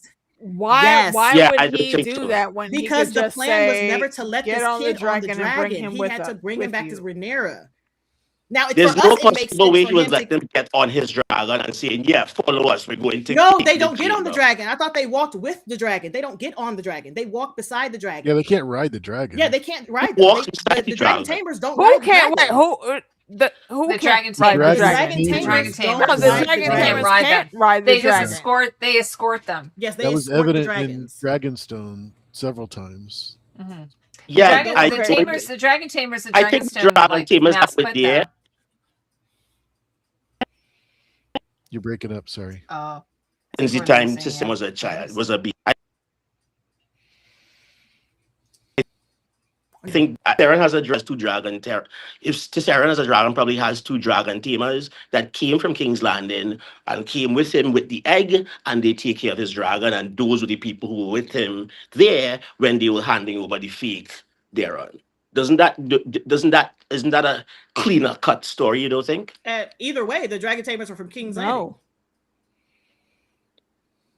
and so they will return back to King's Landing to be like, the fuck just happened. Oh man, that was the plan. That was the plan. Okay, we gotta go back to the rating and then, or the MVP. Yeah, but that's fine. Mine's on the dragons. Let's go with the because I was gonna be here all night. Okay, who did? And you will start with you. What what is your rating for this? Well, we got episode? his MVP. We missed his MVP real quick. Oh yeah. Yeah. Your MVP. Who's your MVP? So mine is Damon. Obviously, he's Ooh. got the gray character. Yeah. So a lot of good, a lot of bad. Him trying to do the right thing for Rhaenyra, which is admirable, and yeah, killing the sheep herder, pretty stupid. So yeah, I think he's one of my favorite characters. So. Mm-hmm. So despite what Sarah Hess says, not understanding why people would like Damon, but Matt Smith's like, of course people like Damon because he's pretty awesome, right? Yeah. Yeah, he's super cool warrior. He's very compelling. Like even if you don't agree with him morally, he's a very compelling character. Mm-hmm. I agree with you there, AU. Yeah. All right, who else didn't do an MVP? Oh, sorry. Go ahead, AU. No. I was going to do my rating, but you're right. Yeah, no. Go ahead. Go ahead with your rating. All right, I'm going to do a 7.5. Did a 9.5 last week. Episode 3, you give it a 9.5. Yes. Ah, interesting. Okay. It was the reason why it was so easy to identify with Rhaenyra, with the heavy, burdensome taking over as the throne. I don't know if you talked about this, but the bells are exactly like the bells from Andor in Ferrex, where he's pounding it with a hammer. I don't know if you guys watch that series. Well, actually, Bex was mentioning the bells last night, and we thought it was like a parallel maybe with Dany. Was that where you were going? Kind of getting with it? It's not a clean bell. It's a weighted. It's almost like a broken bell. The way it rings. So it was very okay. And what scene did that? When did that happen in Andor? In Ferrex, when his mother died, his supposed mother. Yeah. They would always ring the bells. So that's amazing. Yeah. So anyway, 7.5. Okay, thanks, John. Right. Who else hasn't done the rating? Or you gotta go. What's your rating? Yeah, my rating is a 9. I really did enjoy this episode. I think it brought it back to the Game of Thrones of old, where we was just a lot of intrigue, a lot of paying attention, a lot of like locking away to remember that this happened, and I like it a lot. I like that the fact that they're maneuvering the pieces on the board to the next big battle that we're gonna get, and they're just setting up. I think they're setting up the next 2 or 3 big battles that we're planning on getting in the latter half of the season. So I'm like, this is great. I love this. This is amazing. Yeah. Good one. All right, 9.5 for me. 9.5 for you. Okay. Nice. My favorite of the season. All right. For myself, I will say like a 8.50 out of random Dragon X. It gave us a good amount of intrigue. Didn't really answer a bunch of questions, but it did bring some things into perspective. So I'm looking forward to see what they do with some of the breadcrumbs they have laid. So yeah, I'll leave it there. Mm-hmm. Heidi? I'm gonna give it a 9. Like I gave episode 3. John, I see what you're saying with episode 3, and I think Bex and I were talking about the 2 of them are really kind of nice together, episode 3, 4 together. But I'm going to give it a 9. And I think back to what Meeks said, it really did sort of feel like some of the stuff that we would have gotten in earlier seasons of Game of Thrones, the stuff that I really love. Mm-hmm. There was some great humor, lots of wonderful conflict, but also heartwarming scenes. I was going to mention, we didn't mention it, Alice River had this wonderful witchy dress, which was so awesome. And it wasn't as grounded as Game of Thrones usually is, but I kind of was like, loved that it kind of went a little bit into the fantasy, got to get a little bit of fantasy in there. Mm-hmm. And I don't believe she rated Simon's Closet. I think it's she, because I did compare it because I was so nerdy about it. I was like, no, there's not the same fabric. She had this beautiful thing custom made for herself because she's, she believes she should be able to inherit Harrenhal. So that's where I thought, have the episode. And this is so fun hanging out with all of you. It definitely was. It was definitely a and a fun. It was an episode that you would not be on your phone while watching this episode. Exactly. I was totally And I think focused. that's a really good indicator when a piece of media is really good, that it gets you to stay away from your little Instagram account or whatever. Like, so the fact that they did that with me is why I'm like, yeah, this is a 9.5 solid. And it's set up because I have been complaining about some of the things that they added. But I need to also compliment on Ormond and what the depth they added to Ormond. They almost are doing to Ormond what they did to Viserys, in that Ormond is really just a placeholder in the story. His dad died, and now he's a new guy. There's nothing. There's nothing fancy about him. Nothing fancy about. There's nothing really important about it in the story. But the way they do it in the show, it's like, oh, okay, it's another little thing, especially for book readers. It's a thing that we don't know, and it's a thing that we don't know. Even if you've read all the books, you genuinely don't know what direction is going down and why and how it will end. So for that, that's why I rated it what I rated it. But I don't know if everybody answered already, but I just have one last question. So did everybody answer? Are you gonna do a spritz? Or are you gonna do a shh? I was, yeah, but Take a shot. but just making, but because what I was going to ask is, do we think that HoTD has, at this point at least, or up to this point, has kind of made up for some of the missteps, HoTD and Duncan? Do you think that they have made up for some of the missteps of the last 2 seasons of Game of Thrones? So like, AK says no. Anybody? No. I say yes. No. Oh, really? More than enough. Okay. More than enough, yeah. I would say if the answer isn't yes, they are definitely in the direction of yes. If they keep going like this, like they will get people back to loving Game of Thrones. What do you think, Meeks? And we still love it, right? But we'll get the people who left. Or Get back to watching what again. Season of Game of Thrones. Yeah, here's the thing. I think that the only way that they could fix the entirety of Game of Thrones, not just the last 2 seasons, is add the magic back. I really like this show because the magic mystical shit they're bringing in directly from the books, because it's supposed to be in the fabric of the storytelling. Why are these dragons following around these people? We don't fucking know. It's magic. The green men, what the fuck are they? We don't know. It's magic. Children of the Forest, the wall. How the fuck did you build a 700-foot tall wall of ice that stretches from one end of the continent to the other? We don't know. It's magic. They took all of that out. They took all of that out. And all of that out. From Game of Thrones, the original series. All of that out, and then they rewrit everything. They were dropping hints to Azor Ahai and all of these things. Like you go back here, and then got to the season 6 and 7 and 8, and we were like, so Azor Ahai didn't matter. Azor Ahai is not going to kill the Night King. Arya kills the Night King. Why? So what happens to John? So is he not going to be the king? What the fuck was the point of John? Why were y'all talking about babies? What was the point of Azor Ahai and like the prince that was promised? And then Danny talking about like, oh, maybe I can get pregnant. Yes. What was the point of them showing that John and Ghost cannot communicate when they're on opposite sides of the wall? Exactly. But then you gave us Arya, who across the narrow sea over to a whole middle of a different continent could still warg Nymeria. Well, I think the wall has the fuck was that?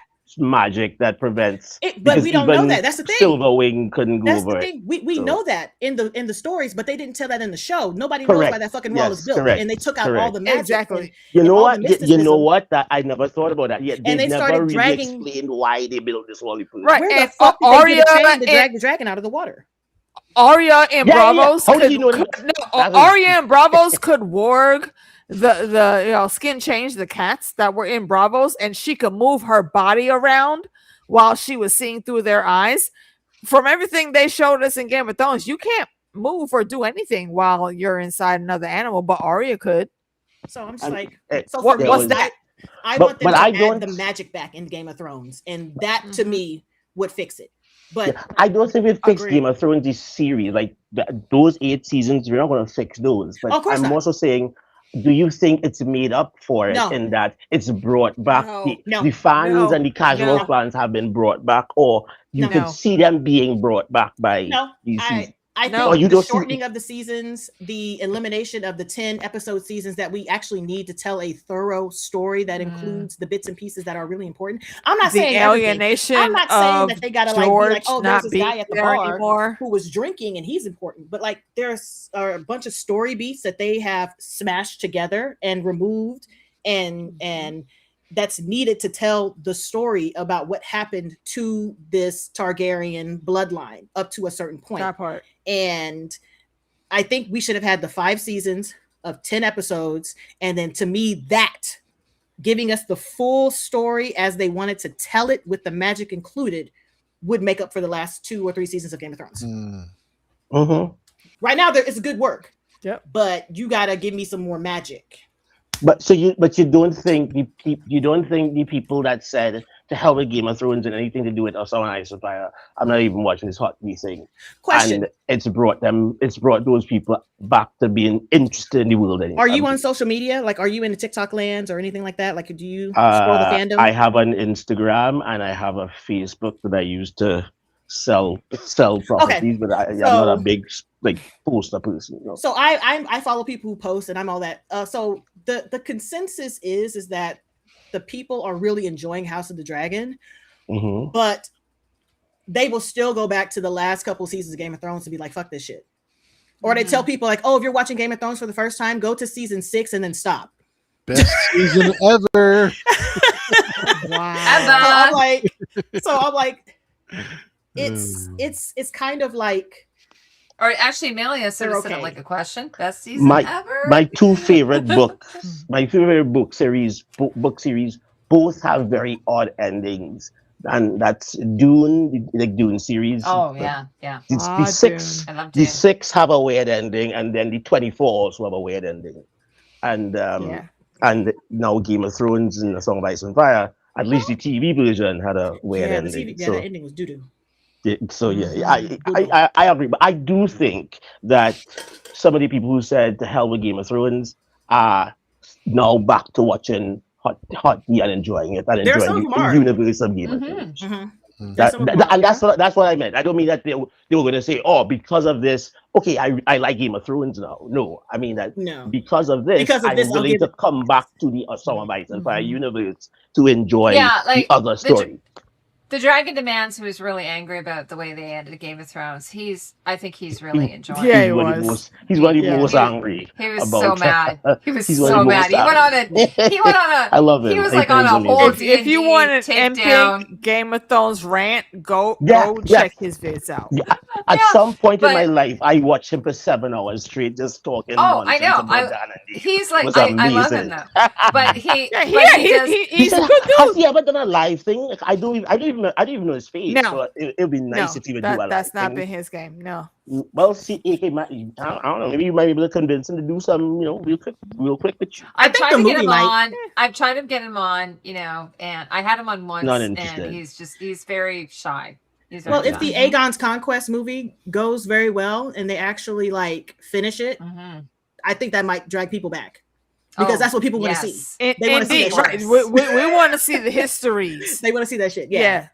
Aegon the Conquering, and like even going as far back as the Dawn Age. That's the shit I want to see.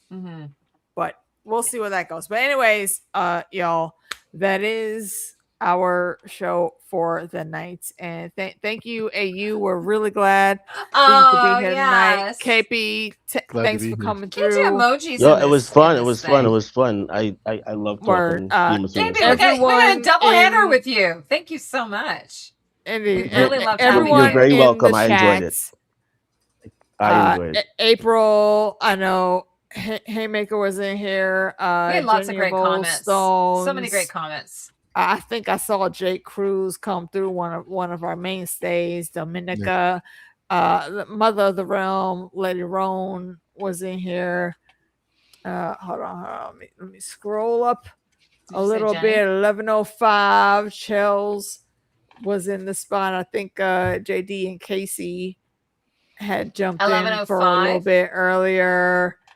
That's the name. The handle. Fandom D Saint. Fandom. Our little brother was in here, and you'll see us with Fandom and DJ. Fandom's gonna come in. Gotta get next Fandom on here. Tuesday. Yes, and I did tell him that you have been looking for him and DJ to come through. So we'll see if we can get that out. Jenny of Old Stones for show. Alma 91 was in the spot. Jaguar. Let's see. Mario Faith Warrior. I think that's also another new name I haven't seen before. Christy Angel. Everybody, I'm sorry. The chat doesn't allow me to scroll up. But so far, if I missed you, please shout yourselves out in the comments. Thank y'all for coming through. It's been a great time. I don't know. For myself, and I think for Meeks also, we'll see you next week, and also for Heidi, we'll see you next week. Next Wednesday. Meeks, we won't see. We won't see. Oh, Meeks she's at Comic-Con. She'll be at Comic-Con. She'll be putting that work in, doing the awesomeness. And getting the info for us on everything she's going through, especially Hall H. Like I don't even know if she's going to be able to leave Hall H when she gets in there. No, but yeah, if there's a scoop to be gotten there, I'm sure she'll come back and share the. There'll be a panel or two. Listen, I'm trying. You get a $50 picture with Nikolai Coster-Waldau. Right. Angel Lover was in the spot for show. Was in the spot. Kirsty Angel. And 1105. Yep. Jenny Volstones. And yeah. Again, it only lets me go up so far. So thank y'all for hanging Cold with Stone us Creamery, tonight. which is hilarious parody. It's really funny. And if you've never been to Cold Stone Creamery, they do have it's so good ice cream. It's really good. Indeed. And again, thank you for being here with us, Heidi. It's always a blast, and also I love you guys. Always blessed to hang out with my stream partner Meeks. So come through next week, y'all. Bye. Have a fantastic and great. The cats enjoyed. Wonderful. Oh my God! And all that. I'm glad the cats were enjoying too. And we love the cats because they take care of the rats. Indeed. My cat is a really good hunter, by the way. I have a very good hunter. So we will see y'all.